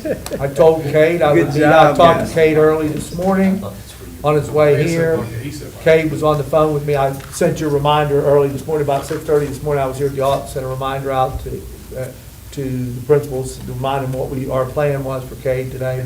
But Kate was pretty anxious. He was texting me about 6:45 and asked me, Gary, what do you think I should, are you okay if I talk about this and this with the kids today? So he's pretty excited about being in his home county today and being in schools. I think he's gonna be at your place at 1:30 today. Am I right? I'll be there at 1:30. He'll be on the podcast next week if you want to tune into that. Download it on Apple Podcast or Spotify. You need an agent, guys. I mean, and we're not calling it the name Richard wants to call it. I No, we're mean, not. All right. Well, I think we're done. Your prevention group has a car show on Saturday. Yes, they do. Yes. They do. Mark A lot of things threatened, going on. Mark threatened to bid out 3 times during the All right. Good job, guys. Good job. Good job. during the extracurricular meeting yesterday. And I felt bad about that. The one last person that I wanted to bring up Thank you, guys. is Matt. Yep. Matt, if you'll kind of float up here to one of the front seats, only because if you have questions of Matt, I'm really just informing the board, because I really don't want Matt caught by surprise. We've been working on this for the last 3 months. When we got wind of it, well, Matt got wind of it, because he was at a meeting. Really, since I got here, really, we've been, Yeah, we've been fighting it since the Yeah. fall of last year. About a month before Bridge Day last year, we get a call, we get a visit from the Federal Motor Coach Carriers telling us we're not running buses on Bridge Day. Well, I think it went, of course, as soon as we got that, we got on the phone with Becky, and she got on the phone with Chelsea Ruby, and we got on the phone with the State Department of Education at that time, and Matt talked to Jimmy back and forth a couple of times. Additional pressure, I talked to Michelle Blatt at that time, and things went back and forth as to the situation, and I think it went up to the governor's office, and I think the governor intervened with the Federal Motor Coach Carriers. And we got word probably 2 weeks before that yeah, we're very much. it was, you're good, we're not getting in the middle of it, okay? Just go. Well, then Matt went to a meeting in January, Matt, Yeah. and you go into what they told you in the meeting, they basically, So at the meeting up there, it's for the Director of Transportation for the whole state, we're all up there. And they called out Fayette County up there, because the FMCSA was saying that we were making ourselves for hire whenever we're working stuff with the Bridge Day, because we're getting money back from the from the Bridge Day people, so we're making us for hire, which makes our bus drivers are gonna have to do stuff a little bit different. Our buses, we're gonna have to put DOT numbers on it. I don't think it's a great thing if they make us do that, but Gary and I talked to Jimmy Lacy this week. Yesterday. Yesterday, so he's supposed to meet with the FMCSA guys in the near future, hopefully, and then give us say, yes, you can do it, no, if this is what you have to do it, then we have to weigh it, or no, you can't do it at all, so. So my question is, what authority does this group have? they have the authority to shut us down and fine us. Yeah. So they are a government? They're government agencies. Federal Motor Coach. Today. Yeah, they can come in. Today, Come today. I'm glad you specified that, today. Here's my concern. What's prompted it? October, who knows? Here's what, I'm not sure. I can give you, I think, a little history, but this is a little history. About 2 years ago, Federal Motor Coach was, even when I was in the transportation role that Matt was in, they were always jabbing at us about their control over us, okay? And we had to really tighten down. Now, I'll be real honest with you, during the time I was there, we had to really tighten down with clocked hours. I think that you probably listened to schools fuss about that during the time, Joby, you were out there, and you listened to people fuss, Right. because we had to operate with that 10 hours behind the wheel a day, and 15 hours, and no more than so much in a week. They had never done that before. And they got in the middle of that. If we were in an accident, all accidents have to be reported, and then they can investigate back against those numbers to make sure that you're following all those federal regulations, like the CDL carriers do when they're driving truck across the country. And then they, the interstate and intrastate format, and I'm gonna tell you, they got into it a little bit. I think a couple of years ago, we began to see a little bit more bus accidents, partially maybe because we're not attracting people as much as we had in the past. It's getting harder to get people. I discussed that when we discussed pay earlier. And I think what's happened now is they decided that they do have the rights underneath the law to control that.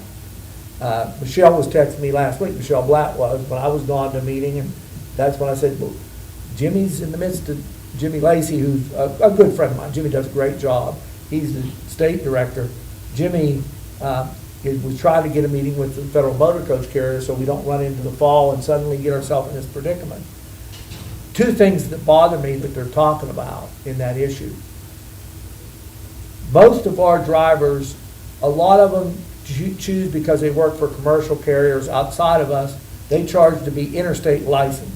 That means that all the records that we have to be sent to the DMV. Really no difference. Our drivers have to pass the same physicals, everything, but they don't have to register with the DMV. And if you forget to register with the DMV, if you forget to send your stuff to the DMV, they downgrade your license immediately. But if you say you're a school system driver, and that's all you want, what's called the intrastate driver, then you don't have to register with DMV every year. We do the same physicals as they do. It's about sending paperwork and getting it to the DMV to make sure your license is maintained for a commercial carrier. If they downgrade your license and you're caught in an accident, you're driving on a non-operational license. So some of them don't even want to fiddle with it because they're like, I don't want to fiddle with it. So one of the things that worries me if the federal motor coach puts us in that situation is, number one, we won't get enough drivers to drive Bridge Day. And then we're not really sure what they're going to require, inspection of equipment. And then third thing that bothers us, will brim cover of us if they put us in this predicament? It's because are we no longer school system people? We really don't know the answers to those. We talked to Becky again yesterday, Becky Sullivan. We're not hiding anything from Becky. She knows we're in the middle of trying to work on it. She's tearing her hair out. Yeah. What I don't want the board to do, one of the reasons I asked Matt to come here today so that we could openly talk about this, is I want the board to know we've been actively involved in trying to resolve it. What I don't want the school system to get blamed for if something happens with Bridge Day, which is an event that I love to this day. I mean, I love to this day because it's good for our area. I don't want the school system to be at fault for that issue, is what I'm basically saying. So we want to keep you informed in terms of where things are at. Matt's in the middle of working on it. Probably in 2 weeks, we're going to reach back out to Jimmy. If you remind me, Matt, Yep. put a note in your materials, remind me, we'll reach back out to Jimmy. Matt was in my office yesterday. We reached out to Jimmy to say, Jimmy, where are we at? And he said Kent Carpenter was out sick. He's DFM, the federal motor coach carrier fella out of Charleston. I've been dealing with him 16 years ago. Yeah. So he's not new to that area. And actually, it was one of the senior guys last year that called my phone one day, and that's when I called Matt. He called my phone, one of the senior guys. We had a young one come in and tell us, you're not doing this, you're not doing this, you're not doing this, you're not doing this. And then I guess after the governor got to one of the senior officers there, called my phone and said, you're okay, proceed. So Do they want to do it themselves? What's No, the deal? they- See, that's the other part. They're pulling the rug out with no solution, and that's. You're absolutely right, Cindy. I've been there, done that, but the other thing is, if one of them rode on one of those buses on Bridge Day and stayed on it all day, Yeah, they wouldn't want to do it. and they wouldn't want somebody else to do it. They No, want people and they- from this area that can drive those No, roads to do it. there is no way that somebody from another state, county could do that. I mean, Nope. anyway, We it's. sometimes have to borrow from another county, some drivers, and that has happened. But we try to keep them out of the. We keep them up here on the main road. We don't send them down the gorge. Well, and the, you know, I ride the bus all the time, and they are the best ambassadors for our county. You know, I compliment our drivers all the time on what I consider them to be a important mental health element to our kids and our families because of what they see. Like, it's almost like a home visit. Yeah. And They then get to I see them see every them day. on They pick 'em Bridge up Day, every day. talking up, telling jokes. They're just like the raft guys Yeah, on the right. buses. And I really hate for us to lose that element, and I'm sure Becky does too, because what is she gonna do? Hire a motor coach? Somebody coming in from Alabama to drive down? Yeah. They Progressive struggle. Drive? I mean, oh. They struggled when they brought them in with the Boy Scouts at Yes, times. I'm sure. The outside personnel. My major issue too is the board members, and I appreciate Matt being here today. As we go through transition, I think it's extremely important the board is well informed about Right. all decisions so that they're not caught by surprise. That's, So is there a possibility they could stop us from running those Yes. buses? I mean, yeah, they already have have, we, essentially. so, in other words, our buses won't be running that anymore? Well, right now, we're trying to negotiate through it to see what we can do. If what they're telling us now happens, then yeah, we wouldn't be able to do it. So That's crazy, We're hoping, though. we're hoping they'll work around it some way and. So who does it hurt if we don't do it? heard everything. Number one, our drivers make some extra money. That's what I mean, but really, all It we're. hurts our citizens of the It county. hurts the community. So if we don't do it, It all hurts our community. It hurts our community. so they'll hurt the community. Yeah, Because absolutely. you can't, you get on a bus for $1 or $5, whatever it is, I mean, That's the sad part. and then traffic would, I mean, I'm sure that folks on the Bridge Day Commission, and I will speak fondly of all of them, the law enforcement piece of that will have a big issue. Oh. with not having any bus runs Here- because of where people park and where people get towed, and, I mean, Well, that's and a then huge law enforcement issue. the other part. It's a loss of revenue, too. Because of our involvement over the years, and Matt's experienced it because of our involvement over the years, and Brian were here as we went through the transition, the state police depend a great deal on us as directors of Fayette County. We know the area, they're great to us, honestly. We've developed relationships with them. They do a fantastic job on Bridge Day of moving all the traffic, and as we're exiting the bridge, state police is in this side, sheriff's department's on the other side. We have personal relationships with those people. There's always 3 or 4 troopers that know us, or our deputy sheriffs all know us. And when we need help, and they'll like call our phones and say, guys, they got somebody over here that's confused. Can you take care of it for us? Yeah, we'll take care of it. Or getting people to where they gotta get to, and then evacuating that bridge. Getting that bridge empty at 4 o'clock, by 4 o'clock is a major task. And we start pushing on it at about 2:30, and it is a push. We're down there sitting where with the state police, and you know what the state police do when we roll up? They got to the point where they say, you guys are in charge, just tell us what you want us to do. Because they know we can move them and get them out to where they gotta get to, so. Without having that local, because if we're not locally involved, if they're not using us, we're not locally involved. How does it, like WVU games and other big events in the state, do they have close? Well, that's part of what Jimmy was saying to us Yeah, there's yesterday. other people using it too, but they call us out because ours is the biggest, I guess it's the one. We're one of the biggest But events. it's also the shortest event. It's Well, over 'cause- quicker. Matt was with me when we talked to Jimmy. I said, Jimmy, you want Matt to be at that meeting? Because Matt will be at that meeting with you. You know what I mean? And he goes, no, Garrett, Matt doesn't need to be at that meeting because, to be very honest with you, this doesn't just involve Fayette County. So I think there's a lot of smaller events that it involves also. I'm just thinking about big events where the state police do the traffic. And if there's shuttles into the stadiums and into the concerts, I think, I'm just trying to think of other comparisons. But we get hit because it's the biggest number of people. On one day. But it's only one day, yeah. It's not in the dark, it's not at night, it's not, yeah. Anyway, talking about Bridge. This is just for information, guys. We just really felt like the board needed to be well aware of what was going on. Thank you. Thanks, Matt. Appreciate you, buddy. while there's a break in the action, can I ask, is there time for us to invite the Smarties to come to a meeting and be recognized? There probably isn't, is there? June 10th, or they would come, but are they leaving, what's the date they're leaving? The No, 12th? I'm just thinking board, we don't have any board meetings when they're still in school. No. Okay, don't we- I'm sorry, I just. That's a like good to- idea, That though. was just a big deal and they need to be recognized.